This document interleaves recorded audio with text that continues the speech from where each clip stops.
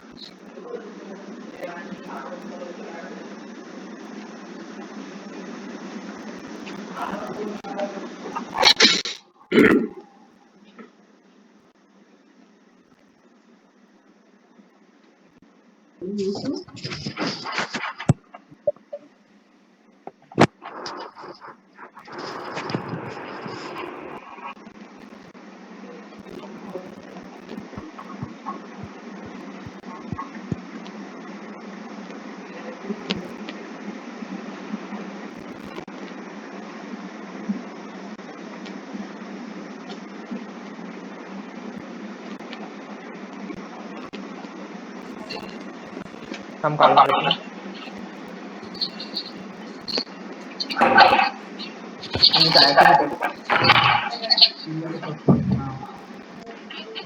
Video on करते। अरे तू नसते का?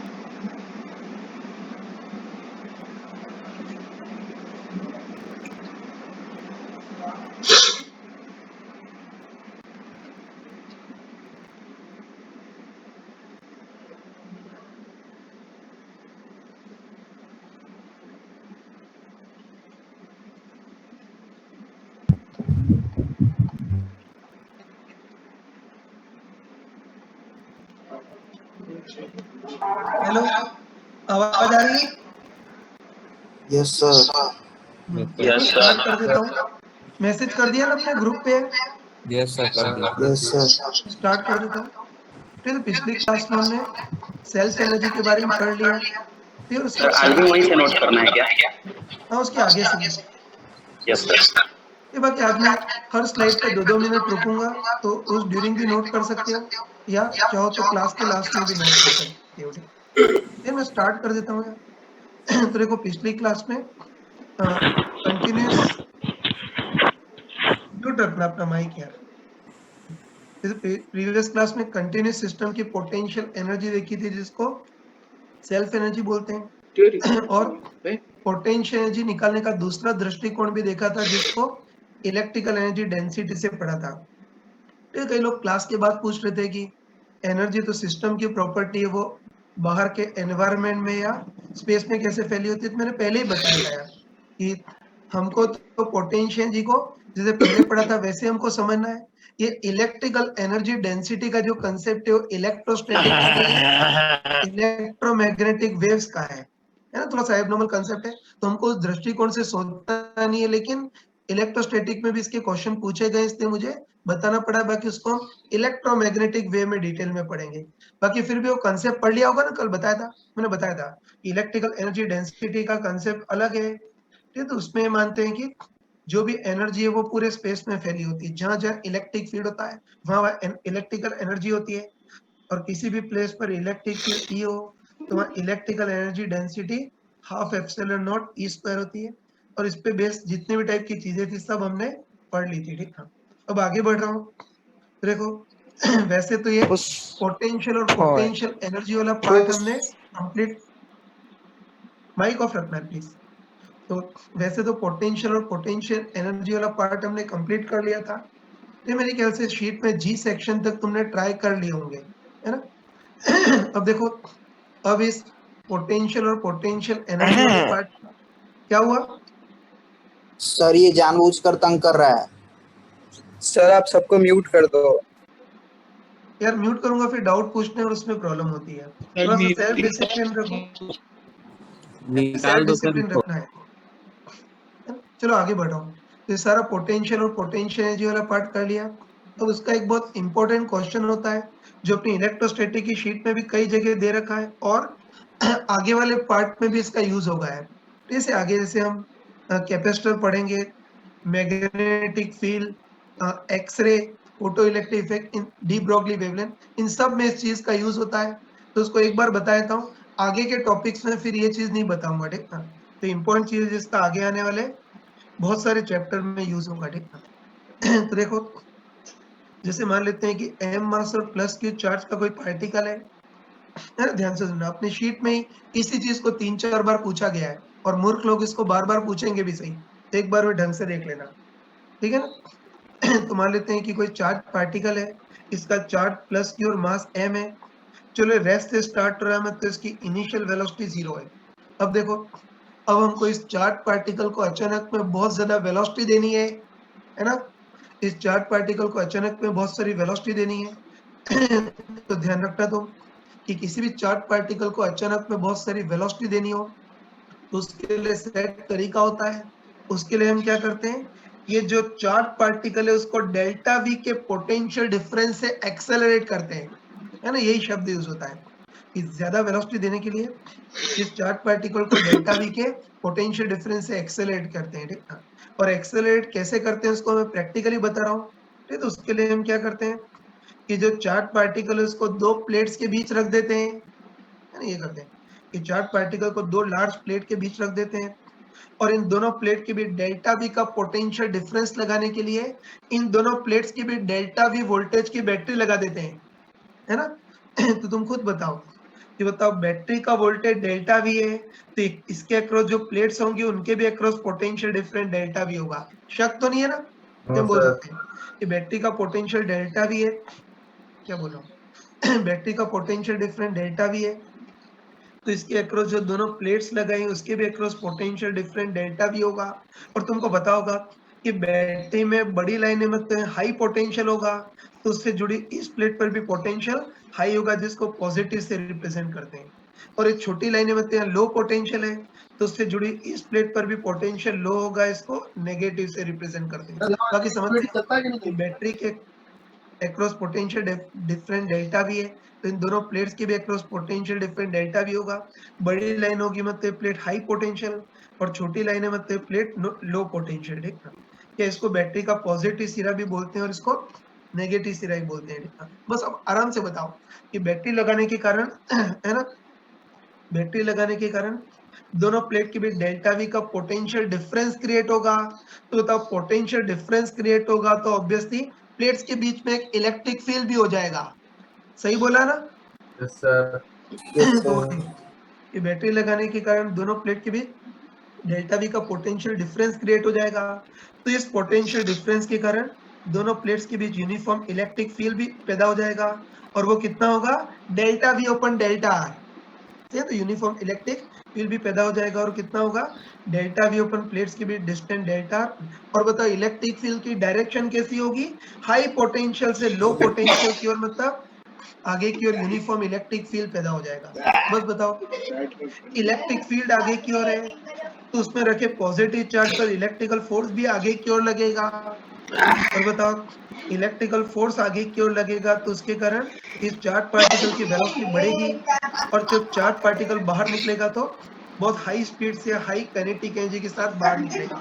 शक तो नहीं है? No sir.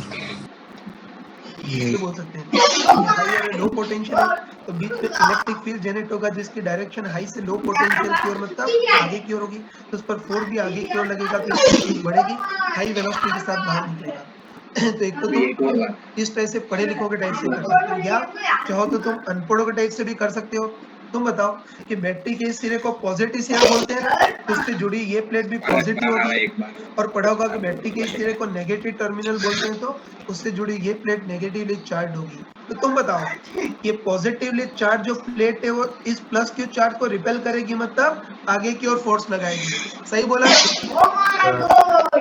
Positively charge plate है वो इस चार्ज को आगे की ओर रिपेल करेगी मतलब आगे की ओर फोर्स लगाएगी और ये जो नेगेटिवली चार्ज प्लेट है वो इस प्लस क्यू को अपनी ओर अट्रैक्ट करेगी मतलब ये भी आगे की ओर फोर्स लगाएगी तो बताओ इस चार्ज पर रिजल्टेंट इलेक्ट्रोस्टैटिक फोर्स आगे की ओर लगेगा सही है ना hello yes sir positive plate इसको रिपेल करेगी मतलब आगे की ओर फोर्स लगेगी और नेगेटिव प्लेट इसको अपनी ओर अट्रैक्ट करेगी मतलब ये भी आगे की ओर फोर्स लगाएगी बस ताकि प्लस क्यू चार्ज पर फोर्स आगे की ओर लगेगा फोर्स आगे की ओर लगेगा तो इसकी वेलोसिटी बढ़ेगी और हाई स्पीड के साथ बाहर निकलेगा अभी तो 1.5 वैसे चीजों में तो अनपोलर टाइप से भी कर सकते हो या इस इलेक्ट्रिक फील्ड के भी कंसेप्ट से कर सकते हो बस इसकी वेलोसिटी बढ़ेगी और बहुत हाई वेलोसिटी के साथ बाहर निकलेगा बस हमको देखना है कि चार्ज कितनी वेलोसिटी से या कितनी काइनेटिक एनर्जी के साथ बाहर निकलेगा वो देखना है तुम आराम से बताओ कि बताओ ये जो पोजीशन है इसको इनिशियल और इसको फाइनल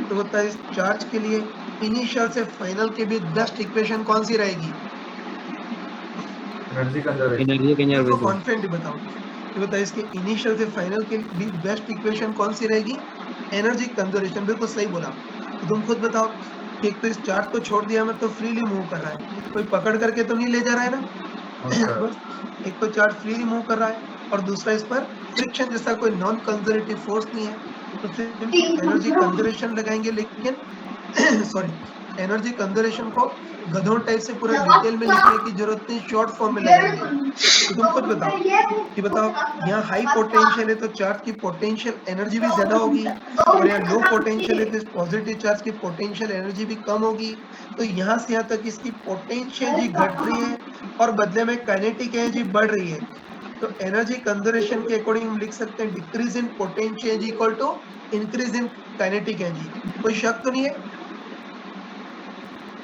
नो सर तो बस बोल सकते हैं यहाँ से यहाँ तक इसकी पोटेंशियल एनर्जी घट रही है और बदले में काइनेटिक एनर्जी बढ़ रही है बस एनर्जी कंजर्वेशन के अकॉर्डिंग यहाँ से यहाँ तक decrease in potential energy equal to increase in kinetic energy पहले डिक्रीज इन पोटेंशियल एनर्जी तो बताओ डिक्रीज इन पोटेंशियल एनर्जी को हम क्या लिख सकते हैं क्यू डेल्टा वी सही बोल रहा ना यस सर फिर बताओ ना पोटेंशियल एनर्जी होती है क्यू वी तो पोटेंशियल में डिक्रीज कितना होगा क्यू डेल्टा वी तो डिक्रीज इन पोटेंशियल एनर्जी को हम Q delta V equal to increase in kinetic energy को हाफ एम वी स्क्वायर बताओ शुरू में काइनेटिक एनर्जी 0 और बाद में हाफ एम वी स्क्वायर तो इंक्रीज इन काइनेटिक एनर्जी को क्या लिख सकते हैं हाफ एम वी स्क्वायर है ना तो बस याद रखना है इससे हम v निकाल सकते हैं ना इससे स्पीड v निकाल सकते हैं फिर नमूनों को उधर ट्रांसफर करोगे तो v कितना आएगा √2q delta v open m तो इसकी स्पीड इतनी हो जाएगी हो जाएगा ना हेलो यस सर हाँ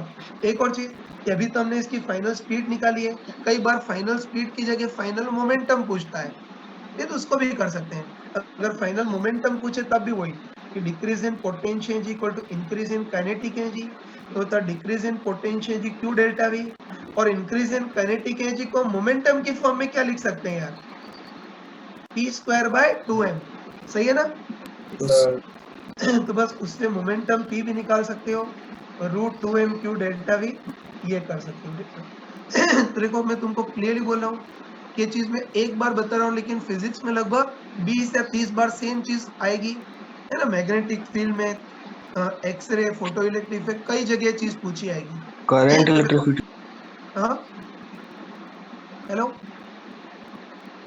ये ध्यान रखना ये चीज मैं अभी बता रहा हूँ लेकिन आगे के लगभग हर चैप्टर में इस चीज का यूज होगा तो देखो अब मैं इतना डिटेल में एक्सप्लेन नहीं करूंगा ठीक है ना अब डायरेक्ट आना चाहिए है ना डायरेक्ट आना चाहिए कि कभी भी दिया हो है ना कभी दिया हो कि किसी चार्ज को डेल्टा भी पोटेंशियल डिफरेंस से एक्सेलरेट कर रहे हैं तो फिर इतना बेवकूफ ऐसे डिटेल में सोचने की भी जरूरत नहीं है और आगे चित्र बनाने की भी जरूरत नहीं है।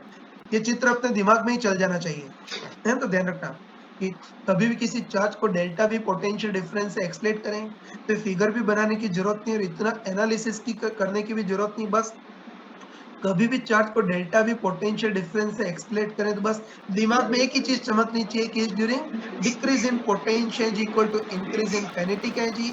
तो decrease in potential q delta V equal to increase in kinetic energy half M we square भी लिख सकते हो या मोमेंटम की फॉर्म में पी स्क्वायर बाय 2m भी लिख सकते हो। उससे स्पीड या मोमेंटम आ जाएगा। कोई डर तो नहीं है? हेलो सर आगे चित्रों सब नहीं बताऊंगा, याद रखो डेल्टा वी पोटेंशियल डिफरेंस से एक्सप्लेन करें बस decrease in potential equal to increase in kinetic energy. तो decrease in potential q delta V equal to increase in kinetic energy half M we square या पी स्क्वायर बाय 2m ऐसे कर सकते हैं। अब देखो, अब मैं इसको और थोड़ा शॉर्ट फॉर्म में बता रहा हूँ, बिल्कुल शुद्ध अनपढ़ों की लैंग्वेज में बता रहा हूँ। देखो ध्यान रखना कि कभी भी किसी चार्ज को डेल्टा वी पोटेंशियल डिफरेंस से एक्सप्लेन करें तो बहुत शॉर्ट फॉर्म में बोल सकते हैं कि बताओ एक किक में इसको एडिशनल कितनी एनर्जी मिल जाएगी क्यू डेल्टा वी, बोल सकते हैं ना? Yes sir Q delta we जितनी पोटेंशियल एनर्जी रिलीज होगी वो काइनेटिक एनर्जी में कन्वर्ट होगी। तो बस बिल्कुल सिंपल शब्दों में बोल सकते हैं कि कभी भी किसी चार्ज को डेल्टा वी पोटेंशियल डिफरेंस से एक्सप्लेन करें तो एक लाफ पड़ेगी, एक किक पड़ेगी तो उसके पास एडिशनल कितनी एनर्जी आ जाएगी Q delta we, that's all. कर लोगे ना? बस हम डायरेक्ट कर सकते हैं। तो बता शुरू में काइनेटिक एनर्जी 0 थी और एक किक में इसको क्यू डेल्टा वी जितनी एडिशनल एनर्जी मिल जाएगी तो इसकी final kinetic energy Q delta we से डायरेक्ट भी कर सकते हैं। हो जाएगा?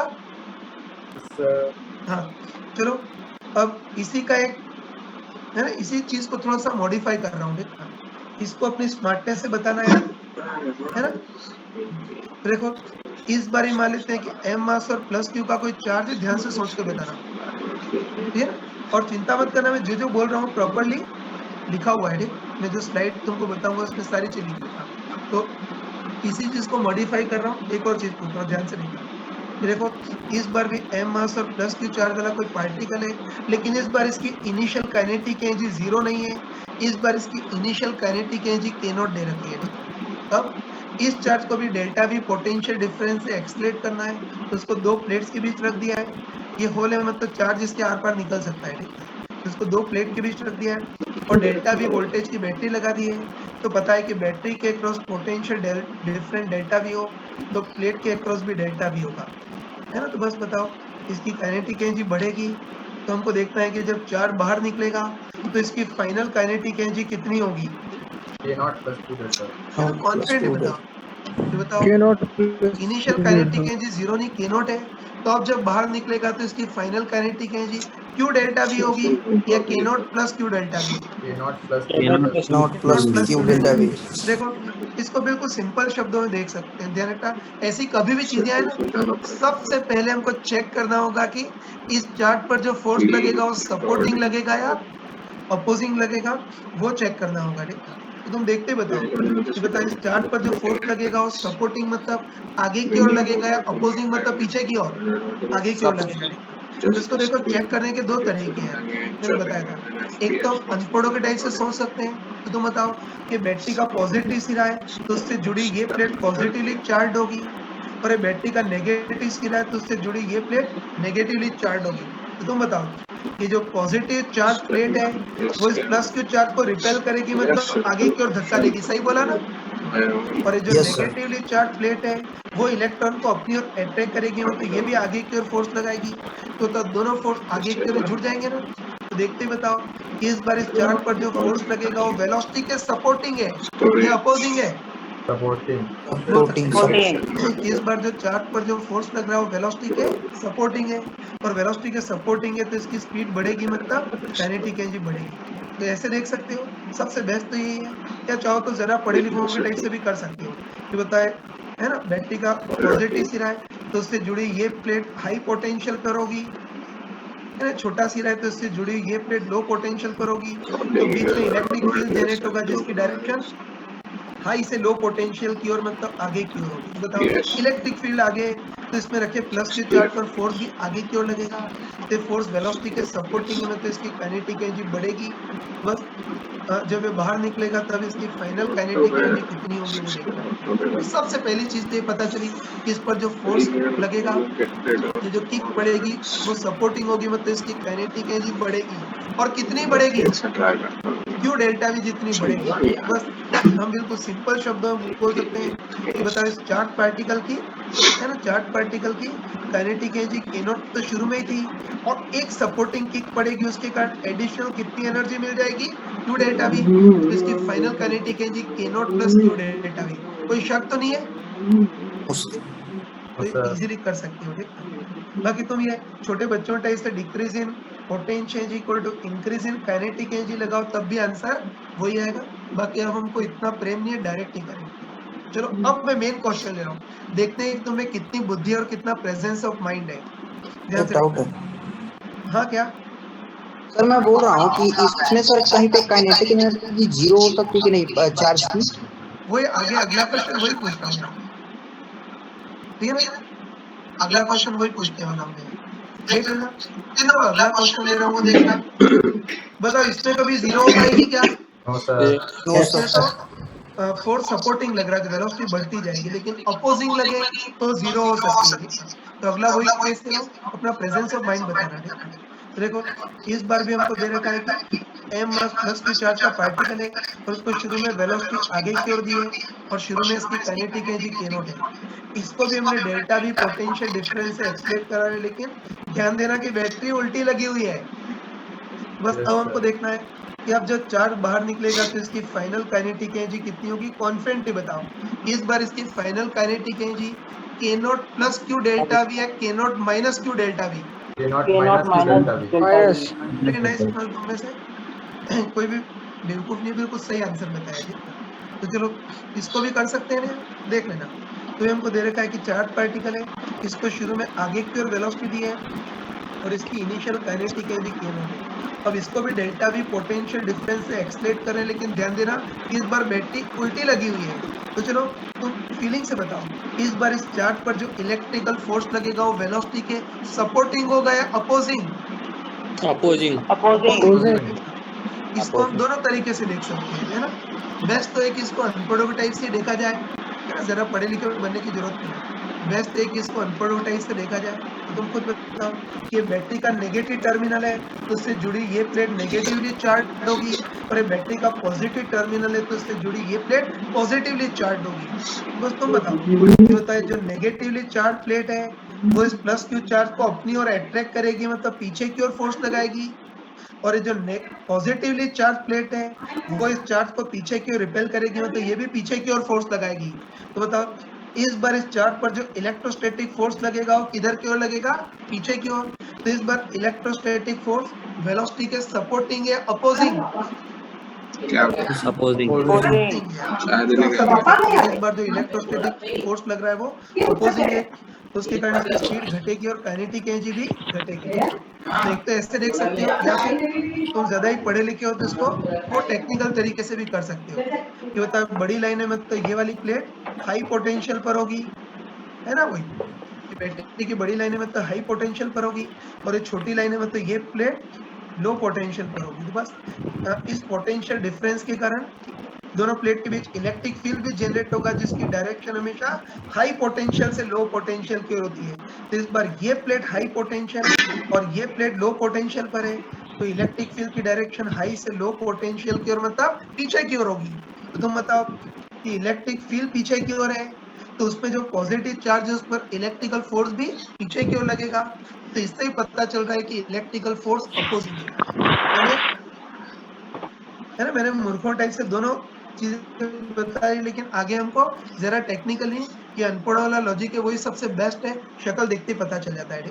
तो पता चल गया कि इस बार इस चार्ट पर जो फोर्स लगेगा वो अपोजिंग होगा, या हम बोल सकते हैं जो किक पड़ेगी वो भी अपोजिंग किक पड़ेगी। बस फाइनल काइनेटिक एनर्जी कितनी होगी वो देखना है। तो तुम बताओ इसकी initial kinetic energy k not तो थी, लेकिन इस बार अपोजिंग किक पड़ेगी, तो एक किक में इसकी kinetic energy Q delta we जितनी बढ़ेगी नहीं घटेगी, तो इसकी final kinetic energy k not minus Q delta V. तो देखो मुझे एक्सप्लेन करने में इतना टाइम लगा, लेकिन तुम लोग देखते ही कर लोगे ना? Yes, sir. यस देखते सर। इसको कर सकते अब कोई बच्चा बोल रहा था कि काइनेटिक एनर्जी जीरो हो सकती है नहीं, तो बताओ इन दोनों केसेस में तो फाइनल काइनेटिक एनर्जी जीरो नहीं हो सकती, लेकिन इस केस में हो Yes, sir. सकती है। सही बोला ना? इसमें अपोजिंग फोर्स लगेगा, तो यहाँ पहुंचते पहुंचते इसकी काइनेटिक एनर्जी जीरो हो सकती है, तो वो सब तुम कर सकते हो। ठीक हो जाएगा ना? तो अब ऐसे क्वेश्चन से बिल्कुल घबराना मत। बस 10 बातों की एक ही बात बताई कि किसी भी चार्ज को डेल्टा वी पोटेंशियल डिफरेंस से एक्सप्लेन करें तो बस एक किक में इसको एडिशनल क्यू डेल्टा वी जितनी एनर्जी मिल जाएगी, है तो बस सपोर्टिंग किक पड़ेगी तो kinetic energy Q delta we जितनी बढ़ जाएगी, और अपोजिंग किक पड़ेगी तो kinetic energy Q delta we जितनी घट जाएगी। That's all. बाकी इसको बेसिक से करोगे तब भी आंसर वही आएगा, लेकिन ऐसी चिरकुट चीजों में इतना सारा लिखने की जरूरत नहीं है। ठीक है ना? Hello, Yes, sir. चलो अभी इसी का एक एग्जांपल ले रहा हूँ जो मैंने उधर भी लिख रखा था, है ना? इसी का एक एग्जांपल ले रहा हूँ जो वैसे तो मॉडर्न फिजिक्स में पढ़ेंगे, लेकिन तुम यही कर सकते हो। ठीक, मैं इसको मिटा दूं ना यार? Yes, sir.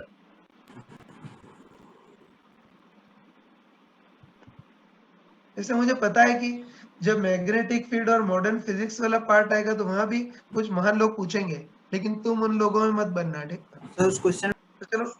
सर हाँ बोलो क्या? उसमें सर आपने पार्टिकल को सर मतलब लोअर पोटेंशियल एनर्जी से हायर पोटेंशियल एनर्जी की तरफ कैसे भेज दिया?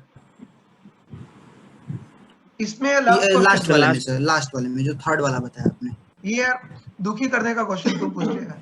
देखो मैंने तुमको क्लास में चमका कर बताया था, इक्वी पोटेंशियल सरफेस वाले पार्ट में चमका कर बताया था कि किसी भी फील्ड में चार्ज को छोड़ दें या रिलीज करें तब तो वो नेचुरली हाई पोटेंशियल से लो पोटेंशियल की ओर जाता है, लेकिन अगर कुछ वेलोसिटी दें या पकड़ करके ले जाए तो उसको लो से हाई की ओर भी ले जा सकते हैं। तो बताओ अगर इसको रिलीज करते हैं, समझ गए ना? Yes hello, sir, yes sir, yes तो सर, रेस्ट समझ से गए। रिलीज करते तब तो नेचुरली हाई से लो तो पीछे की ओर जाने का ट्राई करता है, लेकिन इस बार इसको कुछ वेलोसिटी दी है तो वेलोसिटी के दम पर कुछ टाइम तो आगे जाएगा ना। जैसे बताओ किसी बॉल को छोड़ दें तो नेचुरली तो ऊपर से नीचे जाएगी, लेकिन इसको जबरदस्ती फेंकें तो वेलोसिटी के दम पे थोड़ी बहुत ऊपर जा सकती है। तो यहाँ भी वही हो रहा है, समझ यस गए सर, ना? इसलिए मैंने बिल्कुल शुद्ध शब्दों में लिखा था कि किसी फील्ड में पार्टिकल को रिलीज करें तो नेचुरली हाई से लो पोटेंशियल की ओर जाएगा, बाकी पकड़ करके ले जाए या कुछ स्पीड दें तो मजबूरी में उसको हाई लो से हाई की ओर भी जाना पड़ सकता है। हो जाएगा? सर इसमें पोटेंशियल बढ़ेगा ना सर? इसमें हाँ हाँ सही, इसमें अगर ये तो मैंने बिल्कुल सिंपल टाइप से बताया, बाकी किसी बच्चे को ज्यादा ही टेक्निकल करना है तो उससे भी कर सकते हो। तुमने बिल्कुल सही बोला यार कि बताओ इस बार ये लो से हाई पोटेंशियल की ओर जा रहा है तो इस बार पोटेंशियल जी बढ़ेगी, तो इस बार एनर्जी कंजर्वेशन क्या बनेगा? Increase in potential G to decrease in kinetic energy. सही बोला ना? ये तो increase in potential G Q delta V equal to decrease in kinetic energy, वो इनिशियल माइनस फाइनल होती है। डिक्रीज इनिशियल माइनस फाइनल होता है, तो इनिशियल के नॉट माइनस फाइनल को के फाइनल बोल देते हैं। ट्रांसफर करेंगे तो यही तो आएगा यार। Yes sir. तो इसीलिए बताया एक बार मैंने एनर्जी कंजर्वेशन लगा दिया, बार बार उसको कष्ट देने की जरूरत करेंगे। सही है ना? तुम चाहो तो घर पे आकर के तुम इसको बेसिक एनर्जी कंजर्वेशन से करोगे तब भी वही एक्सप्रेशन आएगा, लेकिन ध्यान रखना कि आगे जो एक्सरे डी ब्रॉगली वेवलेंथ वो सब पढ़ेंगे तो इतना करने का टाइम नहीं रहेगा, गाड़ी छूट जाएगी। इससे सबसे सही शब्द बताया कि किसी भी चार्ज को डेल्टा वी पोटेंशियल डिफरेंस से एक्सप्लेन करें तो एक किक में इसको क्यू डेल्टा वी जितनी एडिशनल एनर्जी मिल जाएगी, किक सपोर्टिंग हो तो kinetic energy Q delta we जितनी बढ़ जाएगी, और किक अपोजिट हो तो इसकी kinetic energy Q delta we जितनी घट जाएगी। That's all. तभी तुम शरीफों के टाइप से करोगे तब भी वही आएगा। ठीक है ना यार? यस सर इसमें पॉजिटिव वाले को पार करने के बाद तो फिर ये पॉजिटिव वर्जन राइट की ओर लगेगा फोर्स। नहीं यार, तो पार कर गया उसके बाद कोई फोर्स नहीं लगेगा। बताओ लार्ज प्लेट है और लार्ज प्लेट के बाहर इलेक्ट्रिक फील्ड कितना होता है? जीरो। जीरो।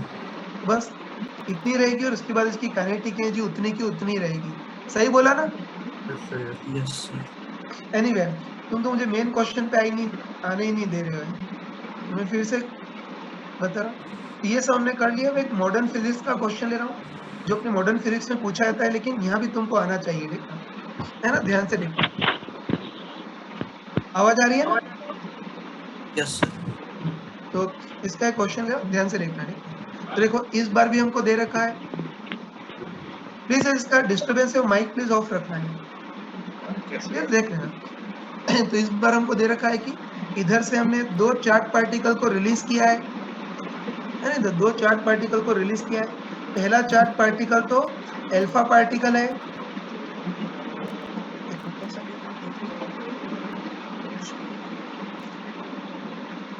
अल्फा पार्टिकल और प्रोटॉन ही था, ये देख लेना फिर से बोलना। तो हमको दे रखा है कि इधर 2 चार्ज पार्टिकल को रिलीज किया है।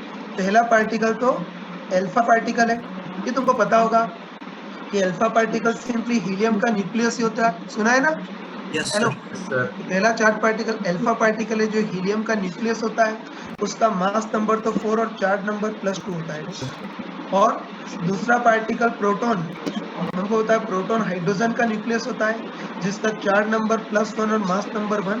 बस हमको दे रखा है कि इधर एक बार तो हमने अल्फा पार्टिकल को छोड़ा और एक बार प्रोटॉन को छोड़ा है ना, छोड़ा है मतलब इनिशियल वेलोसिटी 0 है, और दोनों को डेल्टा वी के सेम पोटेंशियल डिफरेंस से एक्सेलरेट कर रहे हैं, सही है ना?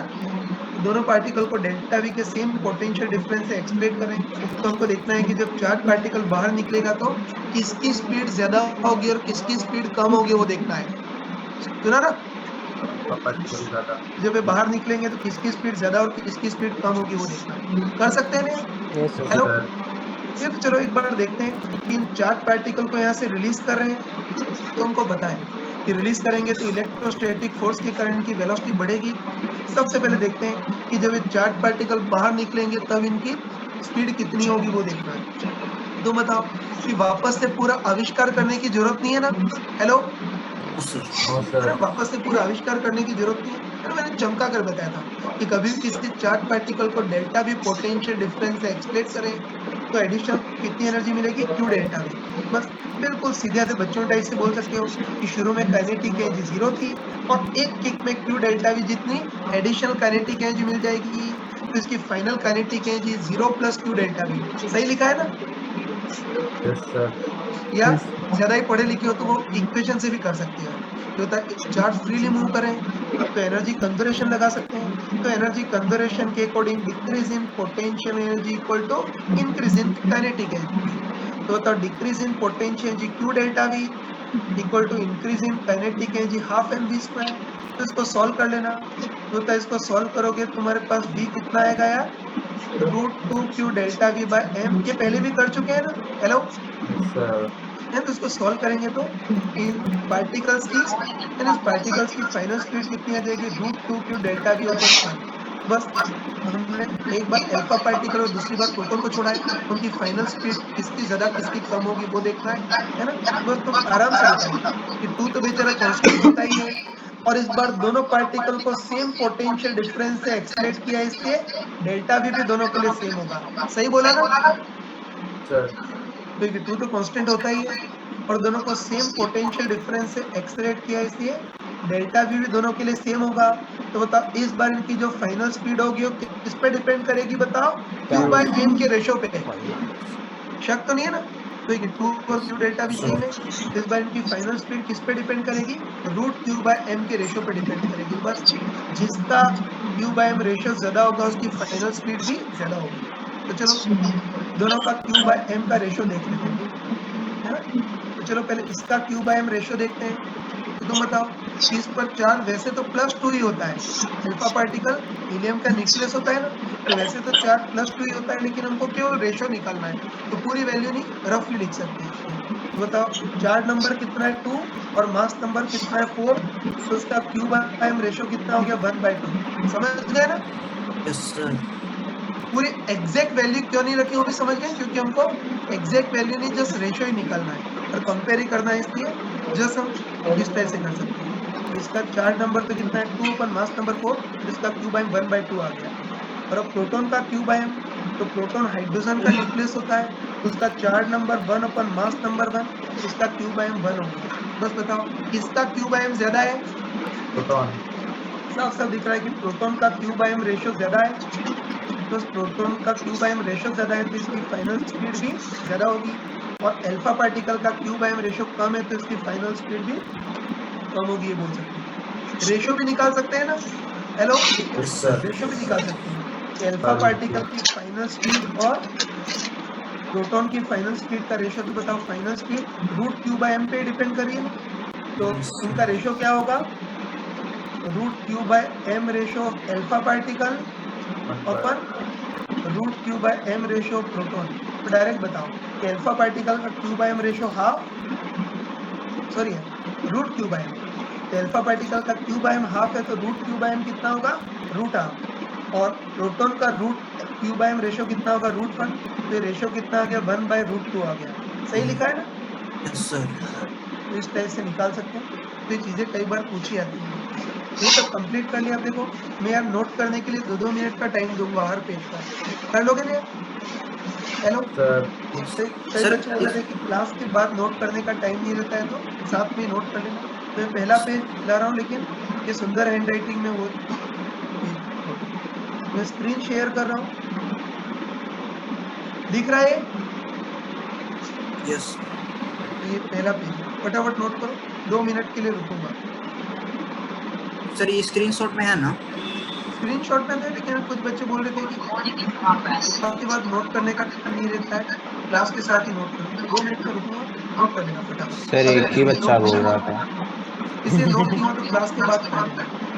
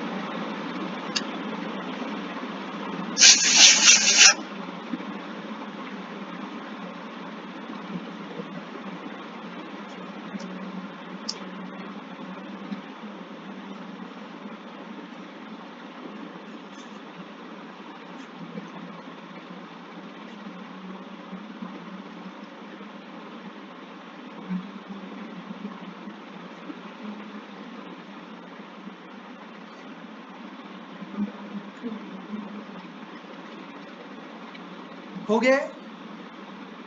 Yes sir. चलिए, एक चीज जब मैं इस टाइप लिखता हूँ, राइटिंग सुंदर नहीं आती, इसलिए मैंने अलग से लिखा है। अब चलो दूसरा पेज निकाल रहा हूँ, ये दिख रहा है स्क्रीन पर? Yes sir. हाँ सर। दूसरा पेज, हाँ, इसको भी लिख देना। इस लास्ट एग्जांपल का सॉल्यूशन लिखना भूल गए। ये decrease potential energy equal to increase in kinetic energy, decrease in potential energy q delta v equal to increase in kinetic energy half mv square, तो v फाइनल आ गया root 2q delta v by m, delta v same है इसलिए final speed किस पे डिपेंड करेगी, root q by m पे रेशो।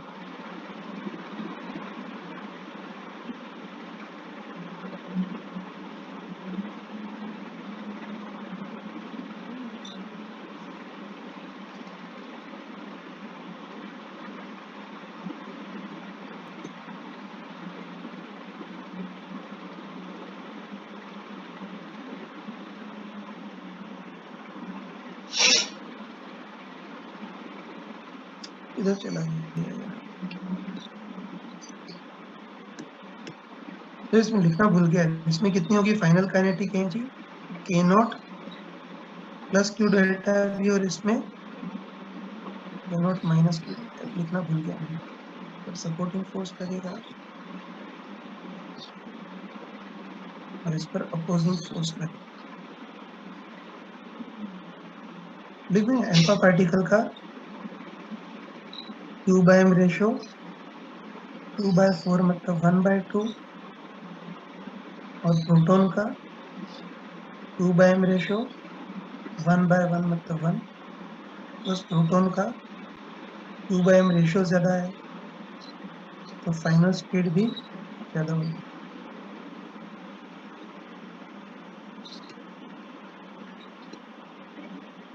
लिख दिए? Yes sir. हो गया।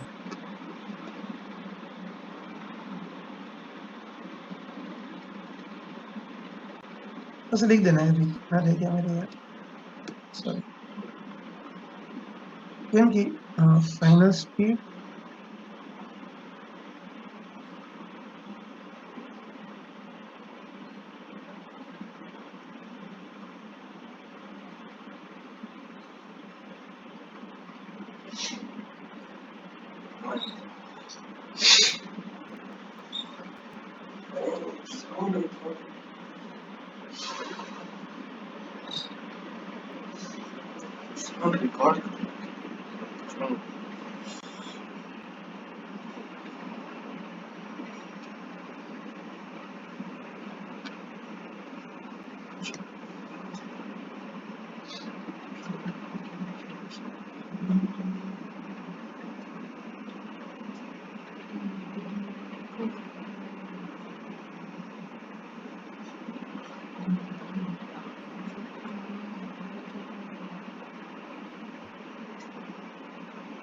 लिख दिए? ये पूरा नहीं लिखा है, लिख दिया है? यस सर, लिख दिया।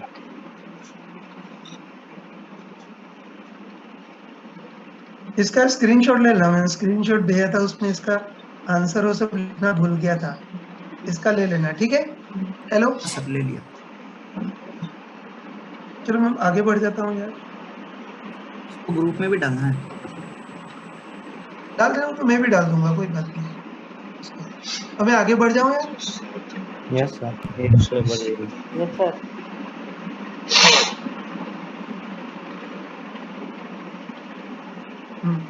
नहीं तो ये चार्ज को पोटेंशियल से एक्सलेट करने वाले क्वेश्चन अब कहीं से भी आ गए तो इजीली कर सकते हो।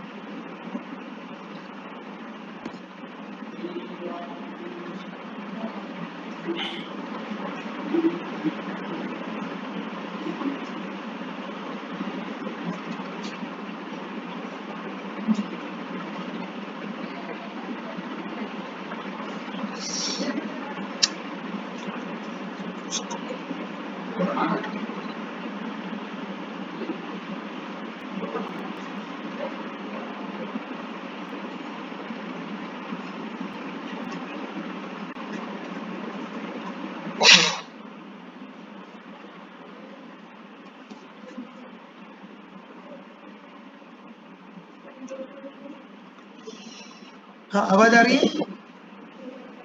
Yes sir. फिर पोटेंशियल और पोटेंशियल एनर्जी वाला पार्ट हमने टोटली कंप्लीट कर लिया। जितने भी टाइप के क्वेश्चन बन सकते थे सब देख लिए। अब मेरे ख्याल से इसमें कभी गलती नहीं होगी, तो घर पे आकर के अपने शीट में वो वाला पार्ट कंप्लीट कर लेना, ठीक। और मैं आगे बढ़ जाता हूँ यार। ये तो इलेक्ट्रिक फील्ड वाला पार्ट भी कंप्लीट कर लिया, पोटेंशियल एनर्जी वाला पार्ट भी हमने टोटली कंप्लीट कर लिया। अब आगे बढ़ते हैं यार।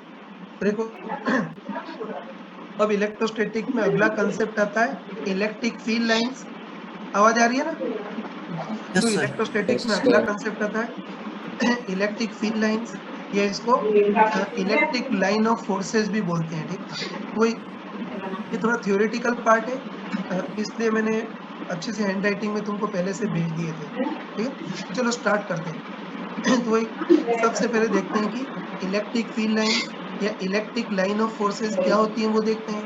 ये तो देखो, कोई स्मार्ट पर्सन हो तो नाम से ही क्लियर है कि बता, इलेक्ट्रिक फील्ड की डायरेक्शन को बताने वाली जो लाइंस होती हैं उसको इलेक्ट्रिक फील्ड लाइंस बोलते हैं, है ना? हेलो, ये तो नाम से ही क्लियर है, नाम से ही क्लियर है कि इलेक्ट्रिक फील्ड की डायरेक्शन को बताने वाली जो लाइंस होती हैं उसको इलेक्ट्रिक फील्ड लाइंस बोलते हैं, कि इसको दूसरे शब्दों में इलेक्ट्रिकल लाइन ऑफ फोर्सेस भी बोलते हैं। कंपैरेटिवली याद रखना है कि इलेक्ट्रिक फील्ड की डायरेक्शन को बताने वाली लाइंस को इलेक्ट्रिक फील्ड लाइन, और मैग्नेटिज्म में तुम पढ़ोगे कि मैग्नेटिक फील्ड को बताने वाली जो लाइंस होती हैं उसको मैग्नेटिक फील्ड लाइंस बोलते हैं, ठीक। यहाँ वही इलेक्ट्रिक फील्ड की डायरेक्शन को बताने वाली जो लाइंस होती हैं उसको इलेक्ट्रिक फील्ड लाइंस बोलते हैं, ठीक। अब देखो, अब है ना, एक इंपॉर्टेंट चीज देख सकते हो यार, है ना?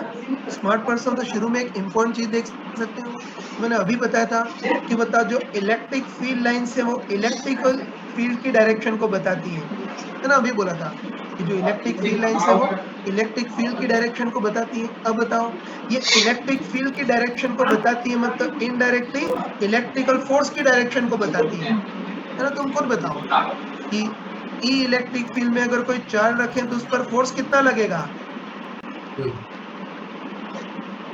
बाहर से थोड़ा डिस्टर्बेंस है।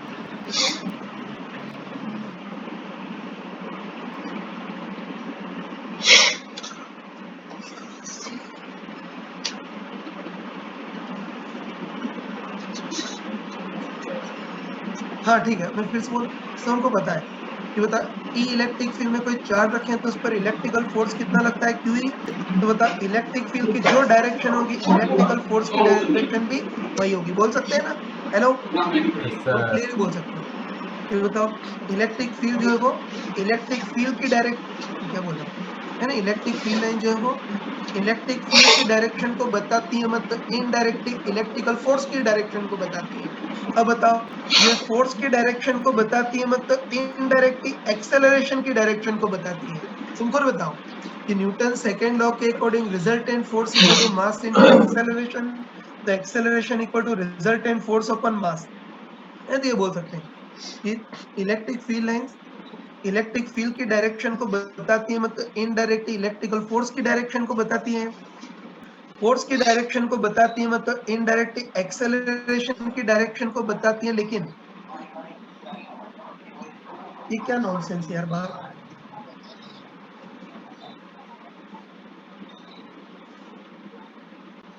फिर से बोल रहा हूँ, बाहर डिस्टर्बेंस था।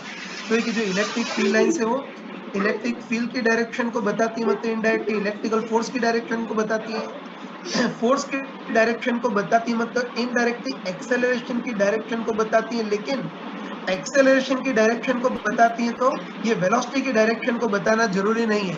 तुम बताओ क्या जिधर की ओर फोर्स से एक्सेलरेशन होता है उसकी वेलोसिटी या मोशन भी उसी डायरेक्शन में जरूरी है क्या? No sir. तुम बताओ जिधर की ओर फोर्स से एक्सेलरेशन होता है उसकी वेलोसिटी या मोशन भी उसी डायरेक्शन में होना जरूरी नहीं है। ये सिंपल सा एग्जांपल लो, प्रोजेक्टाइल मोशन का एग्जांपल ले रहा हूँ, है ना। ऐसे कोई बॉल प्रोजेक्टाइल मोशन कर रही है तो तुम बताओ कोई बॉल प्रोजेक्टाइल मोशन करे तो उस पर फोर्स तो हमेशा नीचे की ओर लगता है, पता होगा ना कि कोई Yes, ball sir. Projectile motion करे तो इसका फोर्स है एक्सेलरेशन तो हमेशा नीचे की ओर होता है। लेकिन क्या इसका मोशन भी नीचे की ओर होता है? क्या नहीं होता है, इसका मोशन तो पैराबोलिक होता है। तुमको पता है कि जिधर की ओर फोर्स है एक्सेलरेशन है उसका मोशन या वेलोसिटी भी उसी डायरेक्शन में होनी जरूरी नहीं है। बस हम कॉन्फिडेंटली बोल सकते हैं, है ना, एक बहुत महान चीज को हम कॉन्फिडेंटली बोल सकते हैं कि इलेक्ट्रिक फील्ड लाइंस, है ना, electric field lines electric field की डायरेक्शन को बताती है, मतलब इनडायरेक्टली इलेक्ट्रिकल फोर्स की डायरेक्शन को बताती है, मतलब इनडायरेक्टली उस पार्टिकल के एक्सेलरेशन की डायरेक्शन को बताती है। लेकिन ये एक्सेलरेशन की डायरेक्शन को बताती है, मतलब उसके वेलोसिटी की डायरेक्शन को या मोशन को बताना जरूरी नहीं है, क्योंकि जिधर की ओर फोर्स है एक्सेलरेशन होता है, मोशन भी उसी डायरेक्शन में होना जरूरी नहीं है। ठीक, इससे हम बोल सकते हैं कि इलेक्ट्रिक फील्ड लाइन हमेशा पार्टिकल के पाथ को रिप्रेजेंट करना जरूरी नहीं है। सही बोला ना? Hello, Yes, sir. ठीक है, ध्यान रखना।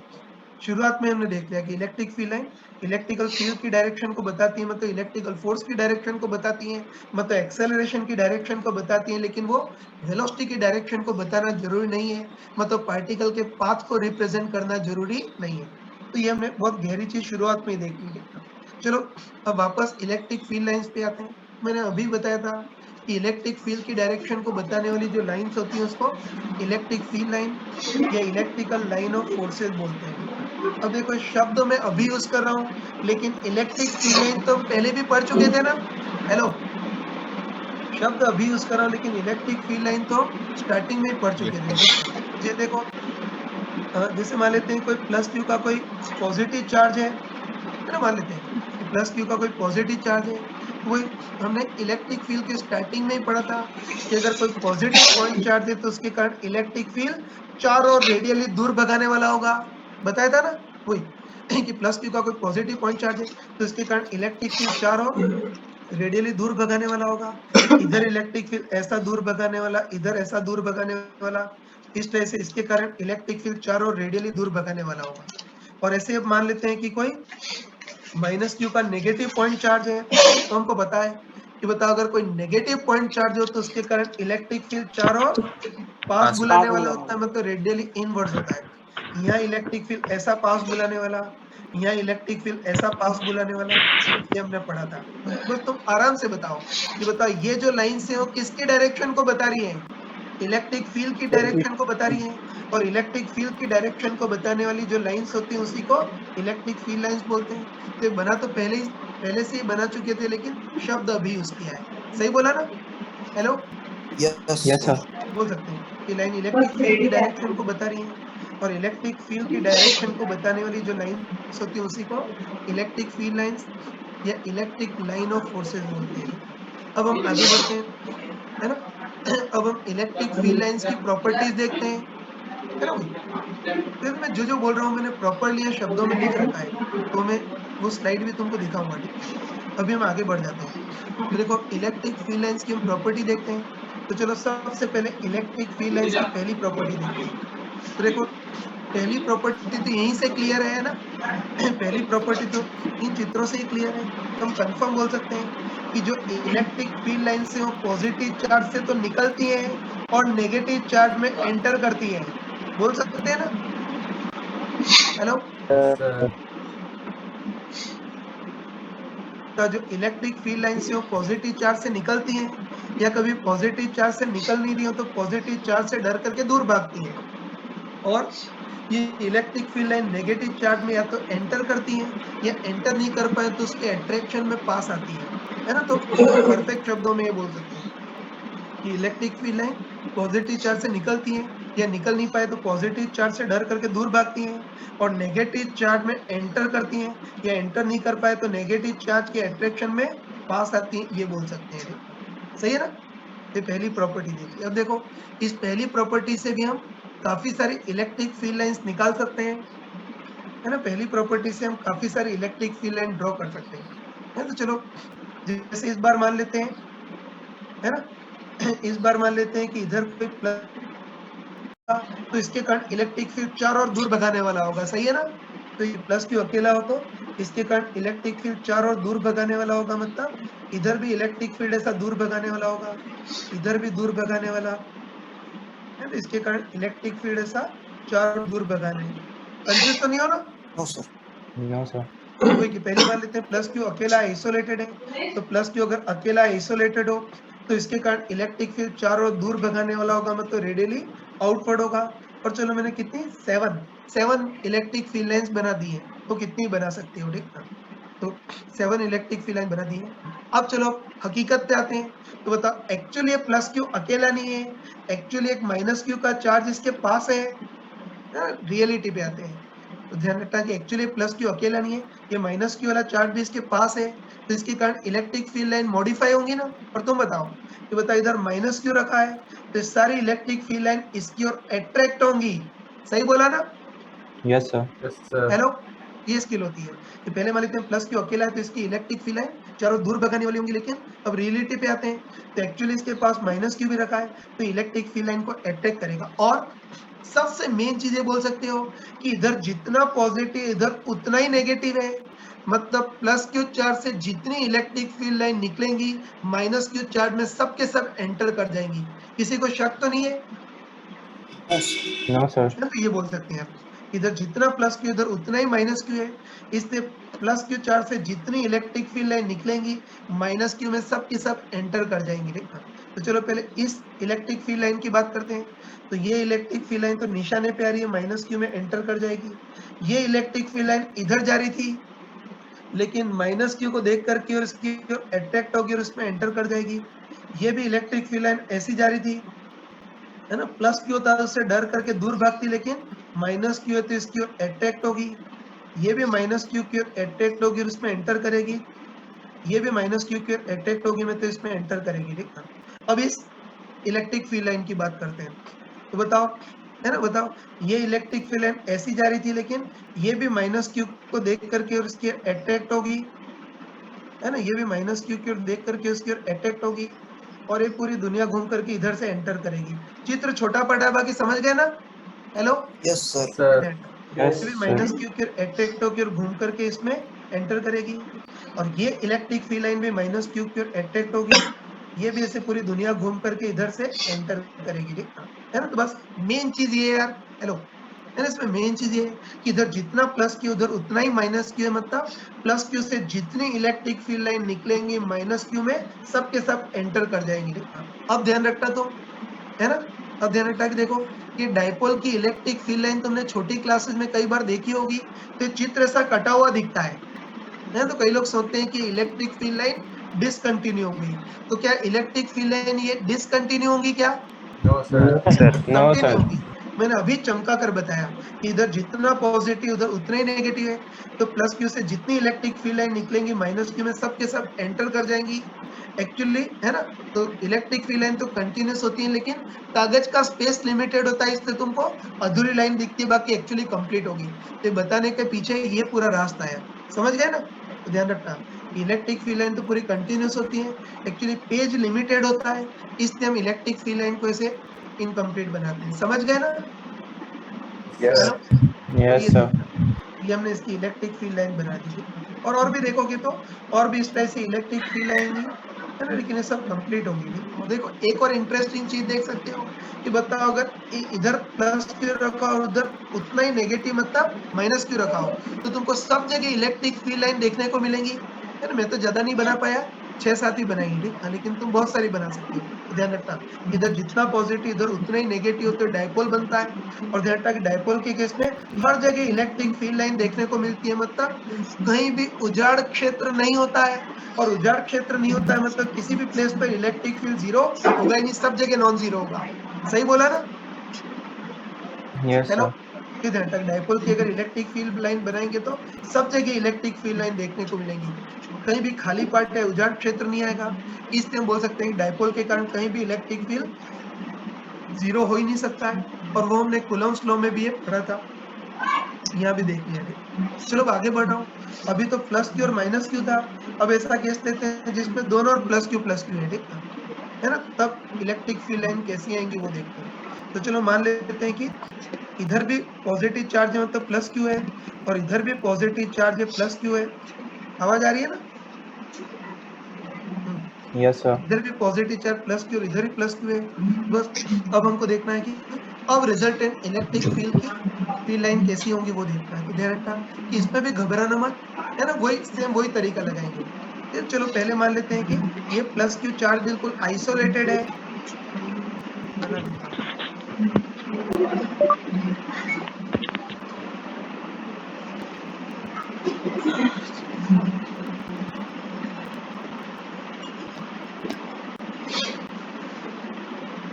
हाँ आवाज आ रही है।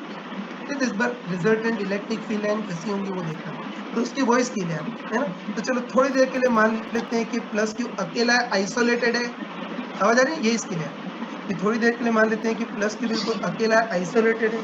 तो बताओ अगर ये प्लस क्यू अकेला आइसोलेटेड होगा तो इसकी इलेक्ट्रिक फील्ड लाइन चारों ओर दूर भगाने वाली होगी, है ना। और अब इसको थोड़ी देर के लिए मान लेते हैं कि ये प्लस क्यू भी अकेला आइसोलेटेड है, तो इसके कारण भी इलेक्ट्रिक फील्ड चारों ओर दूर भगाने वाला होगा, है ना। लेकिन अब हकीकत पे आते हैं, रियलिटी पे आते हैं, तो एक्चुअली दोनों आइसोलेटेड नहीं है, एक्चुअली दोनों को पास पास रखा है ना। हेलो, ये तो यस सर रियलिटी पे आते हैं, तो एक्चुअली दोनों आइसोलेटेड नहीं है, एक्चुअली दोनों को पास पास रखा है, तो इस बार इलेक्ट्रिक फील्ड लाइन मॉडिफाई होगी। चलो पहले इसकी इलेक्ट्रिक फील्ड लाइन बनाते हैं, तो तुम खुद बताओ कि बताए इलेक्ट्रिक फील्ड लाइन ऐसी जा रही थी, अगर यह नेगेटिव चार्ज दिखता तब तो उसकी ओर अट्रैक्ट होती, लेकिन इस बार इसको पॉजिटिव चार्ज दिख रहा है, तो होता है इससे डर करके दूर भागेंगे, ऐसे मुड़ेंगे, सही बनाया ना।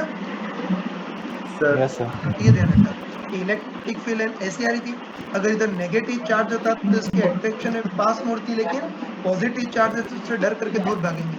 और वैसे बाकी इलेक्ट्रिक फील्ड लाइन का भी यही होगा कि ये इलेक्ट्रिक फील्ड लाइन ऐसी जा रही है, फिर पॉजिटिव को देख करके इससे डर करके दूर भागेंगी, और यही नहीं इनफैक्ट सारी electric field line plus Q से डर करके दूर भागेंगी, ऐसे दूर मुड़ जाएंगी, सही बनाया ना।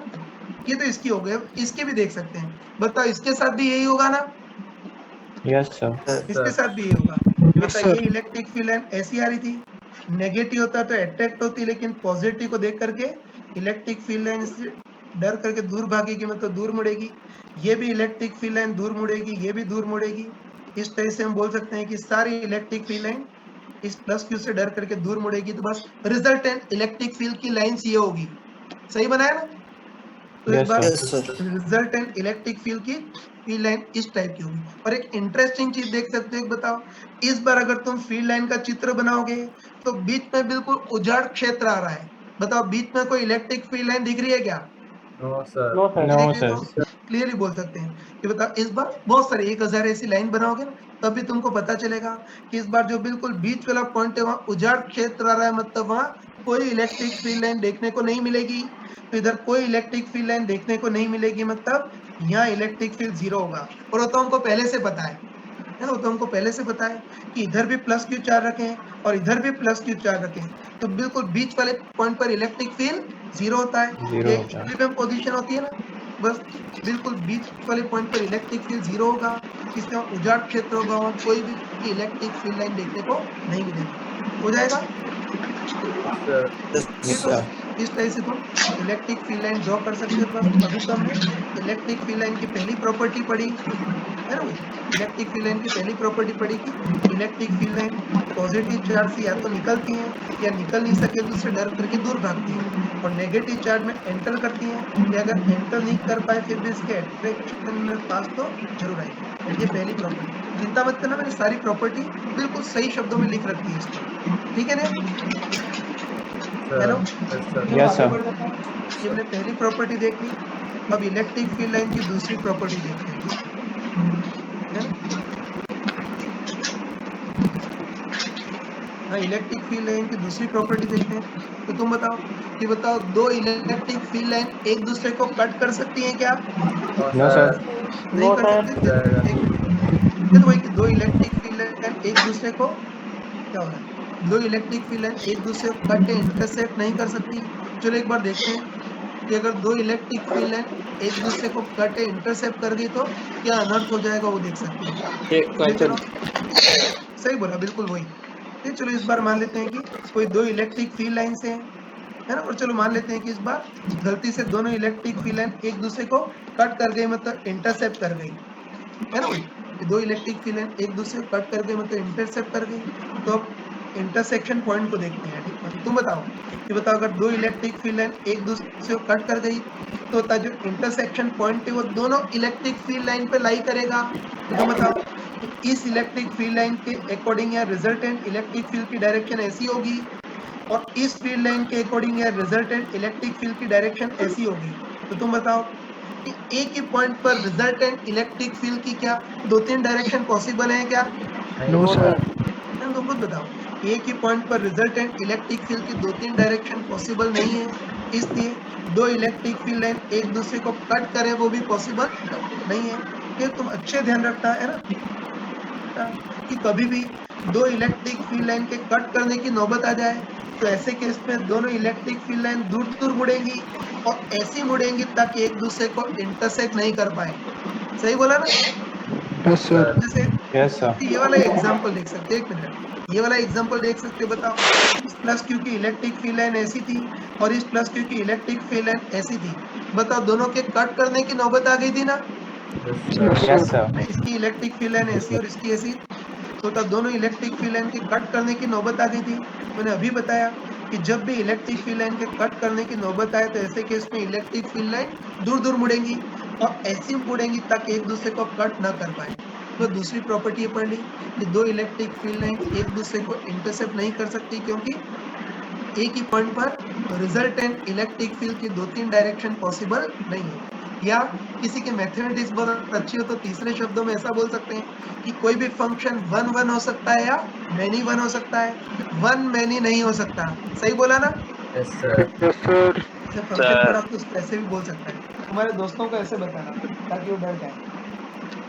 सर हमारे दोस्त इसी में पढ़ते हैं। चलो अब आगे बढ़ रहा हूँ। मत बताना। अब इसकी तीसरी प्रॉपर्टी देखते हैं यार। हाँ, इसकी तीसरी प्रॉपर्टी देखते हैं। तो एक बार देखते हैं कि इलेक्ट्रिक फील्ड लाइन फिर एक बार देखते हैं कि electrostatic field line close loop बना सकती है या नहीं बना सकती, वो देखते हैं। क्लोज लूप का मतलब समझते हो? जैसे मान लेते हैं कि कोई इलेक्ट्रिक फील्ड लाइन ऐसे आ रही है और घूम फिर करके वापस वहीं पहुंच गई, इसको क्लोज लूप बोलते हैं। समझ रहे हो ना? Hello, yes sir. ध्यान रखना, कोई इलेक्ट्रिक फील्ड लाइन ऐसे स्टार्ट हुई है और घूम फिर करके वापस वहीं पहुंच जाए, उसको क्लोज लूप बोलते हैं। ये तुम सोच के बताओ कि बताओ इलेक्ट्रोस्टैटिक की फील्ड लाइन कभी क्लोज लूप बना सकती है क्या? नहीं बना सकती। सर। ध्यान रखना, ये ध्यान रखना कि ध्यान रखना कि इलेक्ट्रिक फील्ड लाइन की तीसरी प्रॉपर्टी है कि इलेक्ट्रिक फील्ड लाइन कभी भी क्लोज लूप नहीं बना सकती, क्योंकि अगर एक क्लोज लूप बनाएंगी तो एक कंजर्वेटिव नहीं रहेंगी, है ना? तो चलो एक बार इसको भी थोड़ा डिटेल में देखते हैं, ठीक है ना? तो चलो मान लेते हैं कि इस बार electric field line close loop बना रही है ना? मान लेते हैं, तो थोड़ी देर के लिए मान लेते हैं कि electric field line close loop बना रही है, मतलब जहां से स्टार्ट हो रही है वापस वहीं खत्म हो रही है। तो एक बार देखते हैं कि अगर electric field line close loop बनाए तो एक कंजर्वेटिव रहेंगी या नहीं रहेंगी, वो देखते हैं, ठीक? तो उसको चेक करने के लिए हम क्या करते हैं कि प्लस क्यू नॉट का कोई छोटा सा टेस्ट चार्ट लेते हैं, है ना? उसके लिए करते हैं कि प्लस क्यू नॉट का कोई छोटा टेस्ट चार्ट लेते हैं और इस टेस्ट चार्ट को ऐसे पूरे चक्कर में घुमाते हैं, है ना? टेस्ट चार्ट को पूरे लूप में पूरे चक्कर में घुमाते हैं। ये तो तुमने पढ़ा होगा कि कंजर्वेटिव होने के लिए बताओ एक कंप्लीट लूप में इलेक्ट्रिकल फोर्स का टोटल वर्क डन कितना होना चाहिए? 0। सही है ना?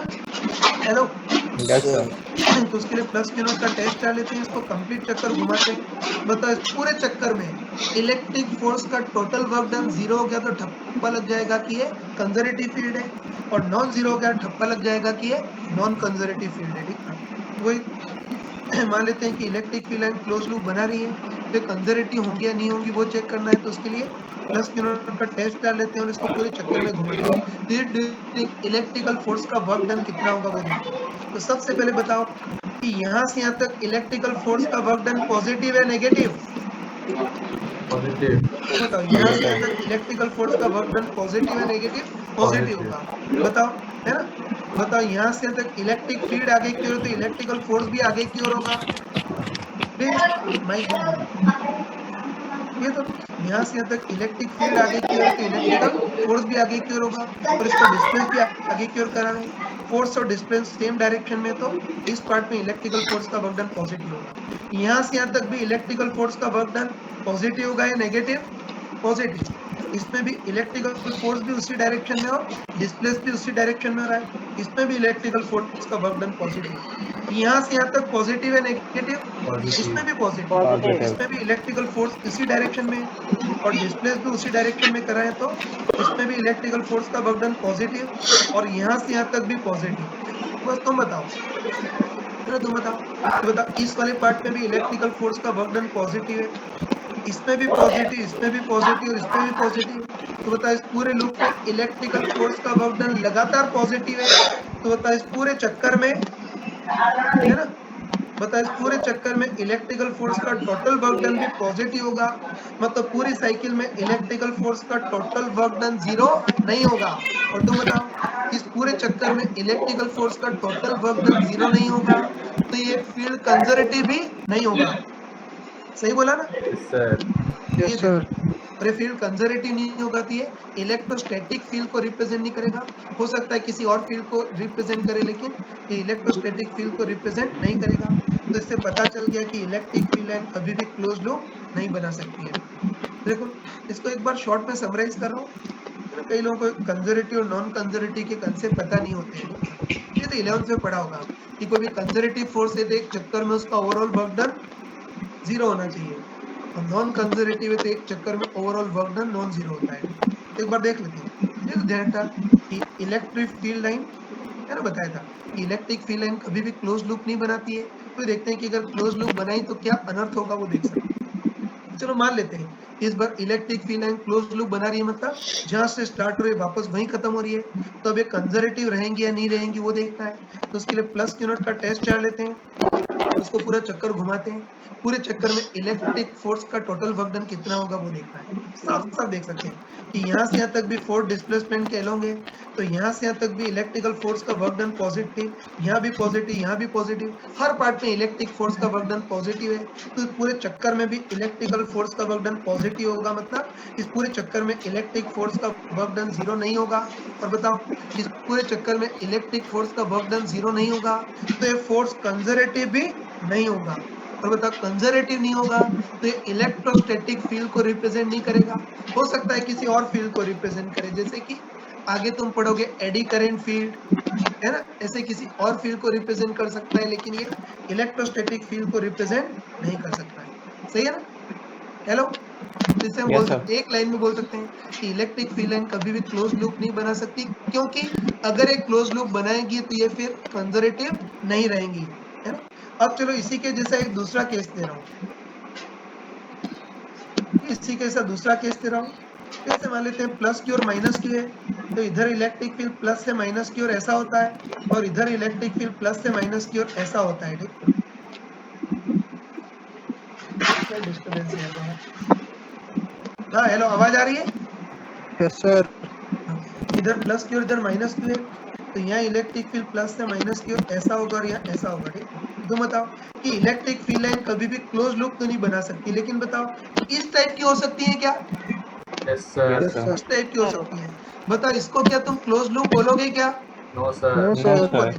बताओ इलेक्ट्रिक फील्ड लाइन जहाँ से स्टार्ट हो रही है वहीं थोड़ी खत्म हो रही है, ये तो इस टाइप की है। तो ध्यान रखना कि इलेक्ट्रिक फील्ड लाइन कभी क्लोज लूप तो नहीं बना सकती, लेकिन इस टाइप की हो सकती है। एक बार चेक करते हैं, इस टाइप की होंगी तो कंजर्वेटिव रहेंगी या नहीं, वो भी चेक कर सकते हो। जैसे इस बार भी प्लस क्यू नॉट का कोई छोटा सा टेस्ट चार्ट लेते हैं। अब तुम बताओ कि है ना, ये कंजर्वेटिव होंगी या नहीं वो चेक करना है, तो उसके लिए वही प्लस क्यू नॉट का कोई टेस्ट चार्ट लेते हैं और इसको कंप्लीट चक्कर घुमाते हैं। कंप्लीट चक्कर में इसका टोटल वर्क डन जीरो हो गया तो ठप्पा लग जाएगा कंजर्वेटिव। तो बस प्लस क्यू नॉट का टेस्ट चार्ट लेते हैं और उसको चक्कर में घुमाते हैं। तो बताओ इस टेस्ट चार्ट को यहाँ से यहाँ तक ले जाएंगे, इसमें तो इलेक्ट्रिकल फोर्स का वर्क डन पॉजिटिव होगा या नेगेटिव? पॉजिटिव। पॉजिटिव। और बताओ इस वाले पार्ट में इलेक्ट्रिकल फोर्स भी आगे और डिस्प्लेस भी आगे करा रहे हैं, तो ये ए से बी तक, यहाँ से यहाँ तक तो इलेक्ट्रिकल फोर्स का वर्क डन पॉजिटिव होगा और यहाँ से यहाँ तक नेगेटिव। तो बताओ कि यहाँ से यहाँ तक इलेक्ट्रिकल फोर्स तो आगे की ओर लग रहा है, लेकिन इसको डिस्प्लेस पीछे की ओर करा रहे हैं, तो फोर्स डिस्प्लेसमेंट के अपोजिट है से यहाँ से यहाँ तक इलेक्ट्रिक फोर्स का वर्क डन नेगेटिव होगा। और हम लॉजिकली बोल सकते हैं ये सब कुछ सिचुएशन सिमेट्रिकल है ना, तो हम लॉजिकली बोल सकते हैं कि इस पार्ट में इलेक्ट्रिकल फोर्स का वर्क डन जितना पॉजिटिव, इस वाले पार्ट में इलेक्ट्रिकल फोर्स का वर्क डन उतना ही नेगेटिव होगा। तो बताए पूरे कंप्लीट चक्कर में इलेक्ट्रोस्टैटिक फोर्स का ओवरऑल वर्क डन कितना होगा? जीरो। कंप्लीट चक्कर में इलेक्ट्रोस्टैटिक फोर्स का ओवरऑल वर्क डन जीरो होगा और कंप्लीट चक्कर में ओवरऑल वर्क डन जीरो में तो ठप्पा लग गया कि ये कंजर्वेटिव फील्ड होगा। बस इस टाइप की इलेक्ट्रिक फील्ड लाइन तो पॉसिबल है, लेकिन इस टाइप की पॉसिबल नहीं है, मतलब एक कंप्लीट लूप क्लोज लूप नहीं बना सकते। कर लोगे ना? ये तो मैंने ये तो मैंने गधों टाइप से डिटेल में बता दिया, लेकिन 10 बातों की एक ही बात याद रखनी है कि इलेक्ट्रोस्टैटिक फील्ड लाइन कभी भी क्लोज लूप नहीं बना सकती, क्योंकि अगर एक क्लोज लूप बनाएंगी तो कंजर्वेटिव नहीं रहेंगी, ईमानदार नहीं रहेंगी। सही है ना? हो जाएगा? Yes sir. अब देखो जनरेटर, तुम्हारे ऑर्गेनिक केमिस्ट्री में हर बार कुछ ना कुछ एक्सेप्शन होता है ना। Yes sir. ऑर्गेनिक केमिस्ट्री में बार बार एक्सेप्शन होता है, वैसे थर्ड रूल में भी एक एक्सेप्शन है। तो ध्यान रखना कि इस चैप्टर में तुम इलेक्ट्रोस्टैटिक फील्ड लाइन पढ़ते हैं और इलेक्ट्रोस्टैटिक फील्ड लाइन तो हमेशा कंजर्वेटिव होती है, इसलिए वो तो क्लोज लूप नहीं बना सकती। लेकिन जब हम इलेक्ट्रोमैग्नेटिक इंडक्शन पढ़ेंगे, जब इलेक्ट्रोमैग्नेटिक इंडक्शन पढ़ेंगे तो उसमें हम विचित्र टाइप का इलेक्ट्रिक फील्ड पढ़ेंगे, इंड्यूस इलेक्ट्रिक फील्ड। अभी पढ़ाओगे क्या? नहीं अभी नहीं, इलेक्ट्रोमैग्नेटिक इंडक्शन में आएगा। मैं जस्ट इंफॉर्मेशन दे रहा हूँ यार। इस चैप्टर में तुम इलेक्ट्रोस्टैटिक फील्ड को देख रहे हैं, लेकिन इलेक्ट्रोमैग्नेटिक इंडक्शन का जो चैप्टर है ना, उसमें अजीब टाइप का इलेक्ट्रिक फील्ड होगा जिसको इंड्यूस इलेक्ट्रिक फील्ड या एडी करंट फील्ड भी बोलते हैं। और ध्यान रखना कि इंड्यूस इलेक्ट्रिक फील्ड एक ऐसा इलेक्ट्रिक फील्ड है जो क्लोज लूप बनाता है ना। ईएमआई के चैप्टर में पढ़ेंगे कि इंड्यूस इलेक्ट्रिक फील्ड एक ऐसा इलेक्ट्रिक फील्ड है जो क्लोज लूप बनाता है। और बता क्लोज लूप बनाएगा तो वो कंजर्वेटिव नहीं रहेगा, इससे हम पढ़ेंगे कि induce electric field non conservative electric field है। लेकिन इस चैप्टर में उसको कंसीडर नहीं करेंगे, क्योंकि इस चैप्टर में हम इलेक्ट्रोस्टैटिक फील्ड की बात करेंगे और वो तो कंजर्वेटिव था, वो क्लोज लूप नहीं बनाता। सही है ना? Hello, yes sir. जो ही बोल रहा हूँ मैंने प्रॉपर शब्दों में इसको सेम है ना, बिल्कुल सेम मैंने उस टाइप से लिख रखा है उसमें। तो ये हमने इलेक्ट्रिक फील्ड लाइन की तीसरी प्रॉपर्टी भी देख ली, ठीक है ना? चलो अब आगे बढ़ते हैं। अब इलेक्ट्रिक फील्ड की चौथी प्रॉपर्टी देखते हैं, बहुत ध्यान से देखना है ना। इलेक्ट्रिक फील्ड की चौथी प्रॉपर्टी देखते हैं, तो उसको समझने के लिए एक बहुत ऑर्डिनरी टाइप का केस लेते हैं, ध्यान से देखना है, ठीक है?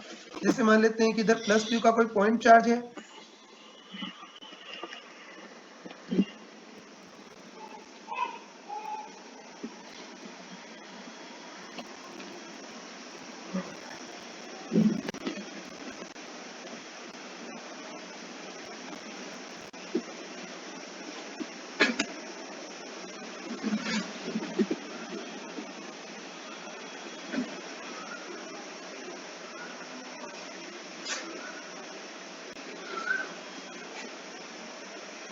हाँ बच्चों आवाज आ रही है?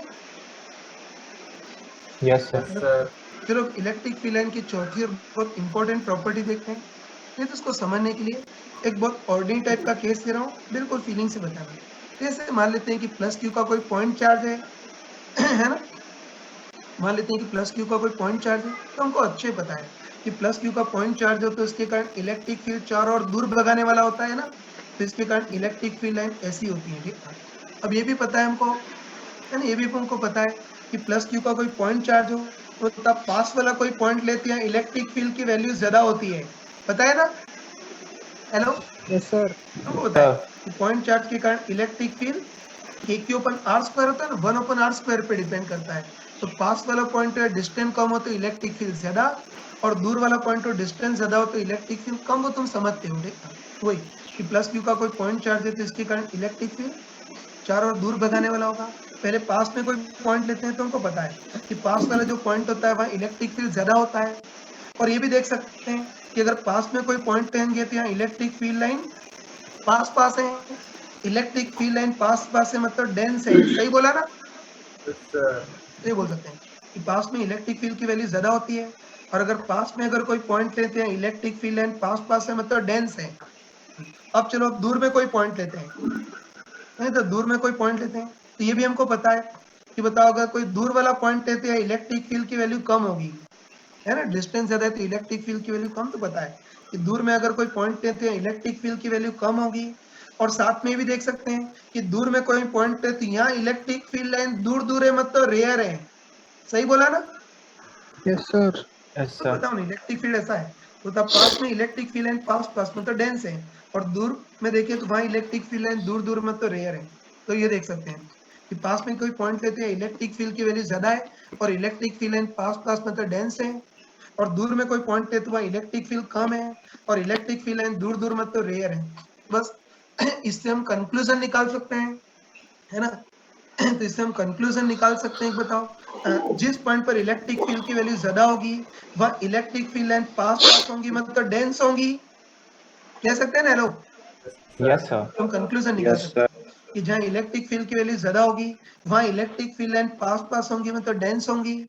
ऐसी जहाँ इलेक्ट्रिक फील्ड की वैल्यू कम होगी वहाँ इलेक्ट्रिक फील्ड लाइन दूर दूर होंगी, मतलब रेयर होंगी। और तीसरा बताओ, जहाँ इलेक्ट्रिक फील्ड बिल्कुल जीरो होगा तो वहां तो कोई इलेक्ट्रिक फील्ड लाइन देखने को नहीं मिलेगी, मतलब वहां बिल्कुल उजाड़ क्षेत्र होगा। जैसे इस केस में उजाड़ क्षेत्र आ रहा था यहाँ। सही है ना? हेलो, सर ठीक है? तो यस सर। पूरा यस सर। कंक्लूजन ये निकाल सकते हैं।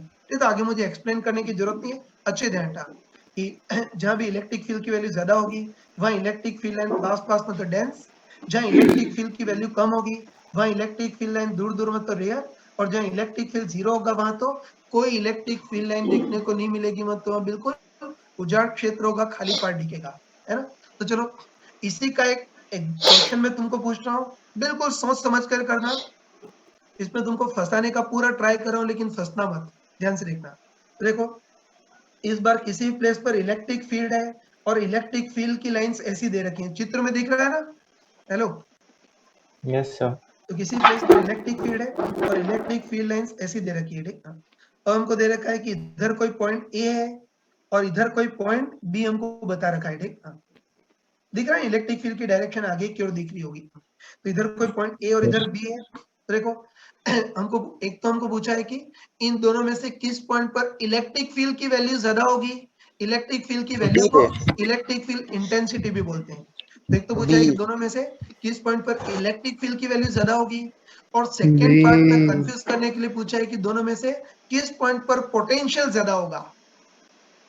ए पर पोटेंशियल ज्यादा होगा, बी पर ए पे पोटेंशियल ज्यादा होगा। सोच लिया तुमने? हेलो हेलो, सभी ने सोच लिया ना? Yes, sir. तो चलो सबसे पहले बताओ दोनों में से किस पॉइंट पर इलेक्ट्रिक फील्ड की वैल्यू ज्यादा होगी। बी। B. बिल्कुल सही बोला।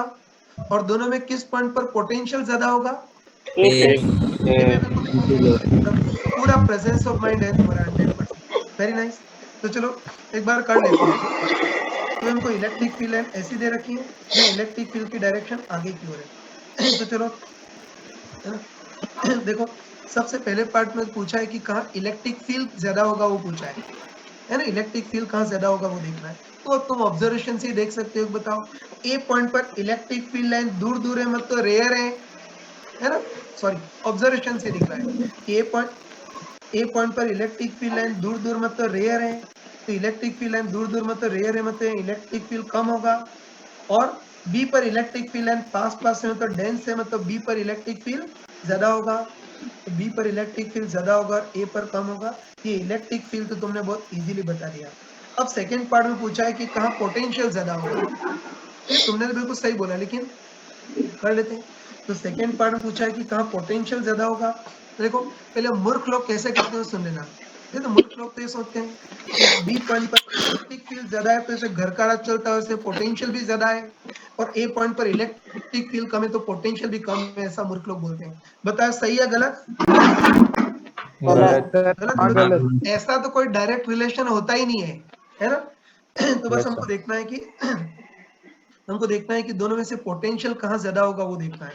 तो देखो पोटेंशियल के मैंने है ना, दोनों में पोटेंशियल कहाँ ज्यादा होगा वो देखना है। तो देखो पोटेंशियल के लिए मैंने है ना बिल्कुल चमका करके एक स्टेटमेंट बताया था कि इलेक्ट्रिक फील्ड की डायरेक्शन हमेशा हाई पोटेंशियल से लो पोटेंशियल की होती है। याद रखना हमेशा कि कभी भी पोटेंशियल कहाँ ज्यादा वो कंपेयर करने को बोला तो बस दिमाग में 9-10 की वही चीज आनी चाहिए कि इलेक्ट्रिक फील्ड की डायरेक्शन हमेशा हाई पोटेंशियल से लो पोटेंशियल की ओर, मतलब ज्यादा खतरे से कम खतरे की ओर होती है। तो तुम बताओ कि इलेक्ट्रिक फील्ड की डायरेक्शन ऐसी आगे की ओर है ना, तो बस इलेक्ट्रिक फील्ड की डायरेक्शन हाई पोटेंशियल से लो पोटेंशियल की ओर होती है। तो इलेक्ट्रिक फील्ड की डायरेक्शन आगे की ओर है, मतलब इधर पोटेंशियल हाई पोटेंशियल होगा और इधर पोटेंशियल लो पोटेंशियल होगा। शक तो नहीं है ना? तो इसकी डायरेक्शन हाई से लो पोटेंशियल की ओर होती है। इस बार डायरेक्शन ऐसी है तो इधर हाई और इधर लो पोटेंशियल। तो ए पॉइंट पर पोटेंशियल हाई होगा और बी पॉइंट पर पोटेंशियल लो होगा, ये बोल सकते हैं ना। चलो इसी में सोच के बताओ अगर सेम क्वेश्चन होता, ये क्या कर रहे हैं है ना, इसी में सोच के बताओ बिल्कुल सेम क्वेश्चन होता, ये ए और बी पॉइंट, लेकिन इलेक्ट्रिक फील्ड की डायरेक्शन ऐसी होती। अब बताओ कहाँ पोटेंशियल ज्यादा होता? बी पर। इलेक्ट्रिक फील्ड वाला आंसर तो वही आता है, लेकिन अब पोटेंशियल कहाँ ज्यादा होगा? बी पर ज्यादा होगा, क्योंकि इलेक्ट्रिक फील्ड की डायरेक्शन हाई से लो पोटेंशियल की ओर होती है। कर लोगे ना? Yes sir. तो इसलिए मैंने जो तुमको फोटो दिए थे उसमें प्रॉपर शब्दों में क्वेश्चन और सब लिख रखा है। तो ये चौथी प्रॉपर्टी भी हमने देख ली है। और यार चौथी प्रॉपर्टी तुमने फ्लूइड में भी पढ़ी होगी यार, है ना। जैसे इधर इलेक्ट्रिक फील्ड की डायरेक्शन को बताने वाली लाइंस को इलेक्ट्रिक फील्ड लाइंस, और फ्लूइड में फ्लूइड के वेलोसिटी की डायरेक्शन को बताने वाली लाइन को स्ट्रीम लाइन बोलते हैं। पढ़ा होगा ना,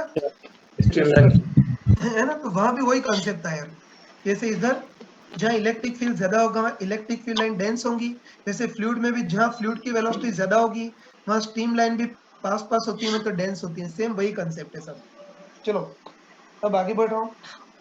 अब इस इलेक्ट्रिक फील्ड लाइन की पांचवी और लास्ट प्रॉपर्टी देख लेते हैं, है ना। पांचवी और लास्ट प्रॉपर्टी देखते हैं। तो देखो एक मिनट रुक जाता हूँ, चित्र बना देता हूँ।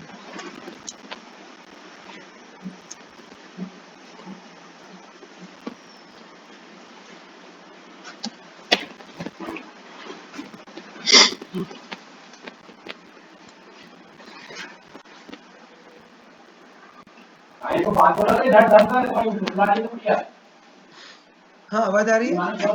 हेलो, ध्यान से देखते हैं। तो बस अब इलेक्ट्रिक फील्ड लाइन की पांचवी और लास्ट प्रॉपर्टी देखते हैं, है ना। तो सर हम कॉमन सेंस से बोल सकते हैं, हम कॉमन सेंस बोल सकते हैं कि किसी भी पार्टिकल पर चार्ज कम हो। आवाज आ रही है? प्लीज रिप्लाई करो यार। Yes, sir. तो बस अब इसकी पांचवी और लास्ट प्रॉपर्टी देखते हैं। और लास्ट प्रॉपर्टी बहुत सिंपल है, तुम खुद बताओ कि किसी भी पार्टिकल पर चार्ज कम हो तो उसके कारण इलेक्ट्रिक फील्ड भी कम होगा, तो उससे कम इलेक्ट्रिक फील्ड लाइंस निकलेंगी। ऐसे बोल सकते हैं कि किसी पार्टिकल का चार्ज कम हो तो उसके कारण इलेक्ट्रिक फील्ड भी कम होगा, मतलब उससे कम इलेक्ट्रिक फील्ड लाइन निकलेंगी। और ऐसे ही किसी भी पार्टिकल का चार्ज ज्यादा हो तो उसके कारण इलेक्ट्रिक फील्ड भी ज्यादा होगा, मतलब उससे ज्यादा इलेक्ट्रिक फील्ड लाइंस निकलेंगी। शक तो नहीं है ना? तो बोल सकते हैं No, sir. कि किसी पार्टिकल पर चार्ज कम होगा तो उसके कारण इलेक्ट्रिक फील्ड भी कम होगा, तो उससे कम फील्ड लाइन निकलेंगी। और किसी पार्टिकल का चार्ज ज्यादा हो तो उसके कारण इलेक्ट्रिक फील्ड भी ज्यादा होगा, मतलब उससे ज्यादा इलेक्ट्रिक फील्ड लाइंस निकलेंगी। इससे हम बोल सकते हैं कि चित्र में जो number of electric field line बनाते हैं वो चार्ज के प्रोपोर्शनल बनाते हैं। ध्यान रखना कि इलेक्ट्रिक फील्ड लाइन कोई एक्चुअल थोड़ी होती है। क्या बता, चार्ज से वास्तव में कोई तीर निकलते हैं क्या? No, sir. नहीं निकलते। Yes, sir. Electric field line कोई एक्चुअल चीज नहीं है, तो जस्ट एक हाइपोथेटिकल चीज है। लेकिन एक चीज पक्का है कि चार्ज कम होगा तो इलेक्ट्रिक फील्ड लाइन भी कम होगी, और चार्ज ज्यादा होगा तो इलेक्ट्रिक फील्ड लाइन भी ज्यादा निकलेंगी। मतलब ध्यान रखना कि चित्र में जो number of electric field line बताई जाती है और चार्ज के प्रोपोर्शनल बताई जाती है। मतलब एक के कंपैरिजन दूसरे का चार्ज डबल हो तो उससे डबल इलेक्ट्रिक फील्ड लाइन निकलेंगी, या नेगेटिव चार्ज हो तो उसमें double electric field line enter करेंगी। सही बोला ना? Hello, Yes, sir. फिगर में जो इलेक्ट्रिक फील्ड लाइन बनाते हो चार्ज के प्रोपोर्शन बनाते हैं, मतलब एक के कंपैरिजन में दूसरे का चार्ज 3 टाइम्स है तो उससे 3 टाइम्स इलेक्ट्रिक फील्ड लाइन निकलेंगी, या फिर नेगेटिव तो 3 times electric field line enter करेंगे, है ना। तो बस इससे हम एक और एग्जांपल कर सकते हैं, उसको ध्यान से देखना, बहुत ज्यादा केयरफुल। तो देखो, जैसे शुरू में हमने एग्जांपल लिया था, उसमें इधर जितना पॉजिटिव था उधर उतना ही नेगेटिव था ना। लेकिन चलो इस बार मान लेते हैं कि पॉजिटिव और नेगेटिव चार्ज की वैल्यू डिफरेंट है। ठीक, जैसे इधर तो हमने +3 क्यों रखा है, लेकिन इधर -q ही रखा है। दिख रहा है तुमको? Yes, sir. तो इस बार अलग अलग वैल्यूज के चार्ज रखे हैं, मतलब इधर तो +3 क्यों रखा है और इधर -q रखा है। बस हमको देखना है कि इस बार रिजल्टेंट इलेक्ट्रिक फील्ड की फील्ड लाइंस कैसी होंगी वो देखना है। मैंने बताया था कि ऐसे केस में इलेक्ट्रिक फील्ड लाइन को प्लॉट करने का तरीका होता है ना, मैंने बताया था कि इलेक्ट्रिक फील्ड लाइन को ड्रॉ करने का तरीका होता है। तो उसके लिए थोड़ी देर के लिए मान लेते हैं कि +3 क्यों अकेला है, मतलब आइसोलेटेड है ना। वही ठीक है ना, थोड़ी देर के लिए मान लेते हैं कि +3 क्यों बिल्कुल अकेला, मतलब आइसोलेटेड है। बस तुम बताओ कि +3 क्यों अकेला आइसोलेटेड हो तो उसके कारण इलेक्ट्रिक फील्ड चार और दूर भगाने वाला होगा। सही है ना? Yes, sir. तो उसके कारण इलेक्ट्रिक फील्ड चार और दूर भगाने वाला होगा, इस टाइप से होगा। और इससे चलो मान लेते हैं कि 9 इलेक्ट्रिक फील्ड लाइन निकलने कितनी बना सकते हैं। इस बार 9 से ज्यादा बनाने की मेरी क्षमता नहीं है, ठीक, 9 ही बना दी। वही कि +3 क्यों थोड़ी देर के लिए मान लेते हैं कि आइसोलेटेड है तो उसके कारण इलेक्ट्रिक फील्ड दूर भगाने वाला होगा। और चलो हमने चित्र में 9 इलेक्ट्रिक फील्ड लाइंस बना दी है, ठीक। अब हम हकीकत पे आते हैं, मतलब रियलिटी पे आते हैं। तो बताओ एक्चुअली, है ना, एक्चुअली ये +3 क्यों अकेला नहीं है, पास में -q भी रखा है। तो बताओ इस नेगेटिव चार्ज के कारण फील्ड लाइन इसकी ओर अट्रैक्ट होंगी। सही बोला ना कि वास्तव में इसके पास -q का नेगेटिव चार्ज भी रखा है, तो फील्ड लाइन इसकी ओर अट्रैक्ट होंगी, है ना। और देखो सबसे मेन चीज ये है ना, सबसे मेन चीज ये कि होता पहले के कंपैरिजन दूसरे चार्ज का मैग्नीट्यूड 1/3 है। सही है ना। मेन चीज ये है कि पहले के कंपैरिजन में दूसरे चार्ज का मैग्नीट्यूड 1/3 है, तो उसमें केवल 1/3 इलेक्ट्रिक फील्ड लाइन से एंटर कर पाएगी। तो इस पॉजिटिव चार्ज से 9 इलेक्ट्रिक फील्ड लाइन निकल रही है, तो इस -q में कितनी एंटर कर पाएंगी? 3 एंटर कर पाएंगी। सही बोला ना? Yes, sir. तुम बोल सकते हैं कि इसके कंपैरिजन इसके चार्ज का मैग्नीट्यूड 1/3 है, तो इसमें 1/3 ही इलेक्ट्रिक फील्ड लाइन एंटर कर पाएंगी। मतलब जो +3 क्यू से 9 इलेक्ट्रिक फील्ड लाइन निकल रही हैं, तो इसमें एंटर कितनी करेंगी? केवल 3 इलेक्ट्रिक फील्ड लाइन एंटर करेंगी, बाकी सब बच करके निकल जाएंगी। तो चलो पहले इस इलेक्ट्रिक फील्ड लाइन की बात करते हैं। तो निशाने पे आ रही है ये माइनस क्यू में सीधी की सीधी एंटर कर जाएगी। ये इलेक्ट्रिक फील्ड लाइन ऐसी जा रही थी तो नेगेटिव चार्ज की ओर देख करके इसकी ओर अट्रैक्ट होगी, इसमें एंटर करेगी, और ये भी इधर जा रही थी तो माइनस क्यू को देख करके इसकी अट्रैक्ट होगी, ऐसे एंटर करेगी। ठीक है, अब चलो तुम बताओ कि चार्ज 1/3 है ना, तो 1/3 इलेक्ट्रिक फील्ड लाइन एंटर करेंगी, मतलब इससे 9 इलेक्ट्रिक फील्ड लाइन निकल रही है तो उसमें से केवल 3 electric field line minus Q में एंटर करेंगी। बताओ, बाकी सब बच करके निकल जाएंगी। तो इस इलेक्ट्रिक फील्ड लाइन की बात करते हैं। तो तुम बताओ, ये इलेक्ट्रिक फील्ड लाइन ऐसी जा रही थी लेकिन माइनस क्यू की ओर देख करके और इसकी ओर अट्रैक्ट तो होगी लेकिन इसमें एंटर नहीं कर पाएगी, बच करके निकल जाएगी। ये भी इलेक्ट्रिक फील्ड लाइन ऐसी जा रही थी, माइनस क्यू की ओर अट्रैक्ट होगी लेकिन इसमें एंटर नहीं कर पाएगी। ये भी इलेक्ट्रिक फील्ड लाइन एंटर नहीं कर पाएगी, ये भी एंटर नहीं कर पाएंगी। तो ध्यान रखना कि 9 में से 3 एंटर करेंगी, बाकी इलेक्ट्रिक फील्ड लाइन इसकी ओर मुड़ेंगी तो सही लेकिन एंटर नहीं कर पाएंगी, बच करके निकल जाएंगी। तो रफली इलेक्ट्रिक फील्ड लाइन का डायग्राम ऐसा बनेगा। सही बनाया ना? Yes sir. चलो, इस बार साफ साफ दिख रहा है कि बताओ इस बार उजाड़ क्षेत्र किधर आ रहा है? इधर आ रहा है। यहाँ कोई इलेक्ट्रिक फील्ड लाइन दिख रही है क्या? No sir. तो बता, इस बार उजाड़ क्षेत्र इधर आ रहा है, तो बता इधर उजाड़ क्षेत्र आ रहा है मतलब इधर रिजल्टेंट इलेक्ट्रिक फील्ड 0 होगा।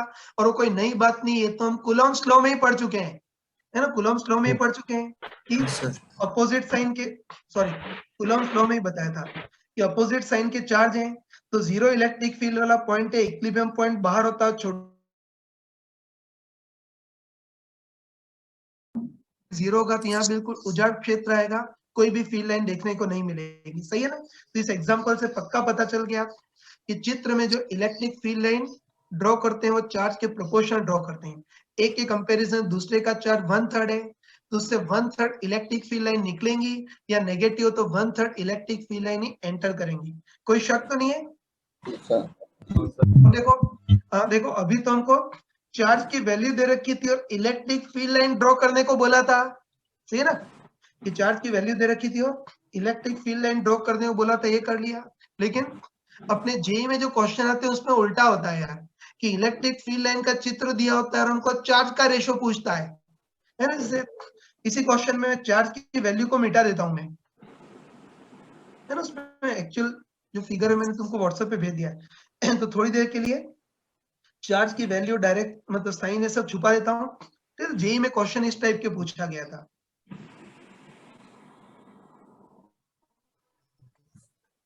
सॉरी, जेई में क्वेश्चन इस टाइप पूछा गया था कि इधर 2 पॉइंट चार्ज हैं, कौन पॉजिटिव कौन नेगेटिव हमको नहीं दे रखा है, लेकिन इस बार resultant electric field line draw की हुई थी, है ना? उसमें ऐसी resultant electric field line draw की हुई थी। बस हमको इसके बेसिस पे बताना था कि इनमें से कौन सा चार्ज पॉजिटिव और कौन सा नेगेटिव है, और फिर दोनों के चार्ज का रेशियो भी पूछा था। कर सकते हैं ना इजीली? चलो स्टार्ट करते हैं।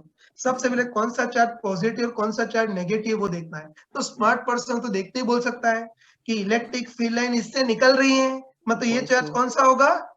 पॉजिटिव। और इलेक्ट्रिक फील्ड लाइन इसमें एंटर कर रही है, इसके पास आ रही है, तो ये नेगेटिव होगा, नेगेटिव है ना? चलो इसको Q1 बोल देते हैं, इसको Q2, बाकी ये पॉजिटिव और ये नेगेटिव होगा। अब हमको पूछा है कि इनके चार्जेस का रेशियो क्या होगा, वो पूछा है ना? तो इसको भी स्मार्टली कर सकते हैं। मैंने चमका कर बताया था कि चित्र में जो number of electric field line बताते हैं चार्ज के प्रोपोर्शनल बताते हैं। तो तुम स्मार्टली बताओ कि ये जो चार्ज उससे 9 इलेक्ट्रिक फील्ड लाइन निकल रही है, मतलब Q1 प्रोपोर्शनल टू +9। सही बोला ना? Yes sir. स्मार्ट ही बोल सकते हैं कि इससे 9 इलेक्ट्रिक फील्ड लाइन निकल रही है, इससे Q1 प्रोपोर्शनल टू +9। और ये जो चार्ज है उसमें 3 इलेक्ट्रिक फील्ड लाइन एंटर कर रही है, इसलिए Q2 प्रोपोर्शनल टू -3। सही बोला ना? Yes sir. बोल सकते हैं कि जिससे इलेक्ट्रिक फील्ड लाइन निकलेगी वो चार्ज पॉजिटिव और जिसमें एंटर करेगी वो नेगेटिव। बस बिल्कुल शॉर्ट फॉर्म में कर सकते हैं कि इस चार्ज से 9 इलेक्ट्रिक फील्ड लाइन निकल रही है, इससे Q1 प्रोपोर्शनल टू +9, और इसमें 3 इलेक्ट्रिक फील्ड लाइन एंटर कर रही है, इससे Q2 प्रोपोर्शनल टू -3। इसका डिवाइड करेंगे तो Q1 बाय Q2 कितना हो गया? -3/1। तो दोनों चार्ज का रेशियो आ गया, या मैग्नीट्यूड वाइज पूछे तो 3/1 ये हो गया। तो इलेक्ट्रिक फील्ड लाइन की हमने सारी प्रॉपर्टी देख ली, ठीक है ना? हेलो, ये इलेक्ट्रिक फील्ड लाइन की सारी प्रॉपर्टी देख ली। लास्ट छोटी चीज जस्ट मैं 2 मिनट में बता देता हूँ, सुन लेना। तो इलेक्ट्रिक फील्ड लाइन की सारी प्रॉपर्टी हमने देख ली। यार वो जो स्क्रीनशॉट भेजे थे उससे नोट कर लोगे यार?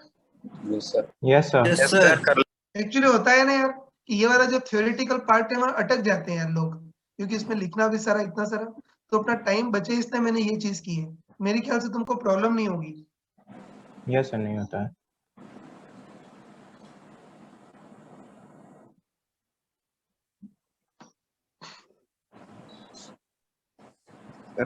सर आप ग्रेट हो।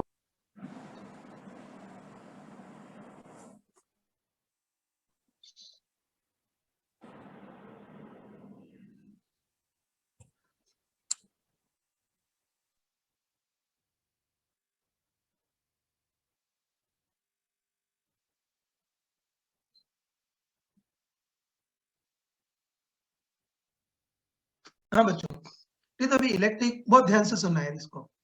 तो अभी हमने इलेक्ट्रिक फील्ड लाइन की सारी प्रॉपर्टी पढ़ ली, तो शायद तुम नोट कर लोगे। अब देखो, इलेक्ट्रिक फील्ड लाइन का एक लास्ट कंसेप्ट होता है जो हम पढ़ते तो हमको नहीं आता था, ठीक है? तो इसका लास्ट कंसेप्ट देख लेना। ठीक, हमको एक बहुत पुराना क्वेश्चन पूछता है कि किसी भी इलेक्ट्रिक फील्ड में किसी टेस्ट चार्ज को छोड़ दें तो वो किसी एक फील्ड लाइन का फॉलो करेगा या नहीं करेगा वो देखना है। तो वैसे तो इसके स्टार्टिंग में हम देख चुके हैं कि चार्ज किसी एक फील्ड लाइन का फॉलो करना जरूरी नहीं है, देख चुके थे ना स्टार्टिंग में कि electric field line electric field force है एक्सेलरेशन की डायरेक्शन को बताती है, लेकिन वेलोसिटी की डायरेक्शन को बताना जरूरी नहीं है, मतलब पाथ को रिप्रेजेंट करना जरूरी नहीं है, शुरू में पढ़ चुके हैं। लेकिन एक बार इसको थोड़ा सा क्लोजली देख लेते हैं। तो हमको पूछता है कि किसी भी फील्ड में किसी टेस्ट चार्ज को रिलीज करें तो किसी एक फील्ड लाइन का फॉलो करेगा या नहीं करेगा, ये पूछता है। तो देखो, इसका एक लाइन का आंसर ये है कि इलेक्ट्रिक फील्ड यूनिफॉर्म हो या इलेक्ट्रिक फील्ड लाइन स्ट्रेट और पैरेलल हो तब तो चार्ज किसी एक फील्ड लाइन का फॉलो करेगा, और अगर इलेक्ट्रिक फील्ड नॉन यूनिफॉर्म हो, मतलब इलेक्ट्रिक फील्ड लाइन कर्व्ड हो, तो फिर किसी एक फील्ड लाइन का फॉलो नहीं करेगा। फटाफट इसको देख लेते हैं, है ना? तो फील्ड में किसी भी चार्ज को छोड़ने पर ये किसी एक फील्ड लाइन का फॉलो करेगा या नहीं करेगा, ये पूछता है। तो ध्यान रखना कि डिपेंड करता है कि इलेक्ट्रिक फील्ड यूनिफॉर्म है या नॉन यूनिफॉर्म, दोनों केसेस को देखते हैं। तो चलो पहले केस में मान लेते हैं कि electric field vector completely uniform है, और तुम है ना, ये लेते हैं पहले केस में मान लेते हैं इलेक्ट्रिक फील्ड यूनिफॉर्म है। तो तुम बताओ ये होता है इस बार electric field vector completely uniform है, होता इलेक्ट्रिक फील्ड की वैल्यू भी कांस्टेंट है और डायरेक्शन भी कांस्टेंट है। और तुम बताओ कि बताओ इलेक्ट्रिक फील्ड की डायरेक्शन कांस्टेंट होगी तो इस बार इलेक्ट्रिक फील्ड लाइन बिल्कुल स्ट्रेट और पैरेलल होगी। सही बोला ना? तो ये कह सकते हैं कि electric field vector completely uniform हो तो उसकी डायरेक्शन भी यूनिफॉर्म होगी, इसलिए इस बार इलेक्ट्रिक फील्ड लाइन बिल्कुल स्ट्रेट और पैरेलल होगी। तो बताओ, अब इस फील्ड में अगर किसी टेस्ट चार्ज को छोड़ दें, इस फील्ड में इस टेस्ट चार्ज को छोड़ दें तो तब इस इंस्टेंट पर इस इलेक्ट्रिक फील्ड लाइन पर है तो इस पर फोर्स इस डायरेक्शन में लगेगा, तो थोड़ी सी वेलोसिटी पैदा होगी।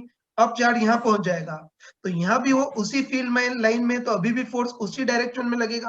तो बताओ, हर बार उस पर फोर्स सेम डायरेक्शन में लगेगा, तो इस बार पार्टिकल बिल्कुल सीधा जाएगा, मतलब किसी एक फील्ड लाइन का फॉलो करेगा। तो एक आंसर तो मिल गया कि अगर इलेक्ट्रिक फील्ड कंप्लीटली यूनिफॉर्म हो या इलेक्ट्रिक फील्ड लाइन स्ट्रेट और पैरेलल हो तब तो टेस्ट चार्ज किसी एक फील्ड लाइन का फॉलो करेगा। अब दूसरा केस लेते हैं। चलो इस बार मान लेते हैं कि electric field vector non uniform है, और इलेक्ट्रिक फील्ड नॉन यूनिफॉर्म है मतलब इसकी वैल्यू भी चेंज कर रही है और डायरेक्शन भी चेंज कर रही है। और तुम बताओ कि इलेक्ट्रिक फील्ड की डायरेक्शन भी चेंज कर रही है, तो इस बार इलेक्ट्रिक फील्ड लाइन स्ट्रेट नहीं रहेंगी, ऐसी कर्व रहेंगी। शक तो नहीं है ना? तो ध्यान रखना कि इलेक्ट्रिक फील्ड नॉन यूनिफॉर्म है, वैल्यू डायरेक्शन चेंज कर रही है ना, तो डायरेक्शन भी चेंज कर रही है, इसलिए इस बार फील्ड लाइन स्ट्रेट नहीं, ऐसी कर्व रहेंगी। अब चलो इस फील्ड में मान लेते हैं किसी टेस्ट चार्ज को रिलीज कर दिया है, अब इसका मोशन कैसा होगा वो देखना है। तो तुम बताओ कि इस फील्ड में किसी टेस्ट चार्ज को रिलीज करेंगे ना, तो तुम बताओ कि अभी ये चार्ज इस फील्ड लाइन पर है, तुम बताओ कि अभी ये चार्ज इस फील्ड लाइन पर है, तो बताओ इस पॉइंट पर इलेक्ट्रिक फील्ड टेंजेंशियल ऐसा होगा, इलेक्ट्रिक फील्ड इस डायरेक्शन में होगा, तो इस टेस्ट चार्ज पर इलेक्ट्रिकल फोर्स भी इसी डायरेक्शन में लगेगा। सही बोला ना? वही बोल रहा हूँ कि अभी टेस्ट चार्ज इस फील्ड लाइन पर है तो इस पर फोर्स ऐसा टेंजेंशियल लगेगा, तो द इलेक्ट्रिकल फोर्स टेंजेंशियल लगेगा तो टेंजेंशियल डायरेक्शन में मूव करेगा, है ना? तो एक फोर्स इस डायरेक्शन लगेगा तो टेंजेंशियल डायरेक्शन में मूव करेगा, और अब ये चार्ज किसी दूसरी फील्ड लाइन पर पहुंच गया। अब बताओ, अब ये चार्ज इस फील्ड लाइन पे पहुंचा है ना, तो इसकी वेलोसिटी तो ऐसी थी लेकिन अब इस फील्ड लाइन पे पहुंचा है तो उस पर फोर्स टेंजेंशियली ऐसा लगेगा। तो तुम बताओ कि इसकी वेलोसिटी तो ऐसी थी लेकिन फोर्स इस डायरेक्शन में लग रहा है, तो बताओ अब ये दोनों के बीच में मूव करेगा, खुद बताओ। Yes, sir. वेलोसिटी इस डायरेक्शन में लेकिन फोर्स इस डायरेक्शन में लग रहा है, तो रिजल्टेंट मूव इनके बीच में करेगा, तो अब तीसरी फील्ड लाइन पे पहुंच जाएगा। बताओ अब ये चार, पहली फील्ड लाइन से दूसरी पे, दूसरी से तीसरी, तीसरी से चौथी, मतलब इस बार किसी एक फील्ड लाइन का फॉलो नहीं करेगा, इसका मोशन कॉम्प्लिकेट होगा। तो बस अब हमको बिल्कुल स्ट्रेट फॉरवर्ड आंसर मिल गया कि अगर इलेक्ट्रिक फील्ड यूनिफॉर्म हो, है ना, अगर इलेक्ट्रिक फील्ड यूनिफॉर्म हो तो इलेक्ट्रिक फील्ड लाइन स्ट्रेट और पैरेलल होंगी, तब तो छोड़ने पर चार्ज किसी एक फील्ड लाइन का फॉलो करेगा। लेकिन अगर इलेक्ट्रिक फील्ड नॉन यूनिफॉर्म हो तो फील्ड लाइन कर्व्ड होंगी, तो अब छोड़ने पर चार्ज किसी एक फील्ड लाइन का फॉलो नहीं करेगा, कॉम्प्लिकेट मोशन करेगा।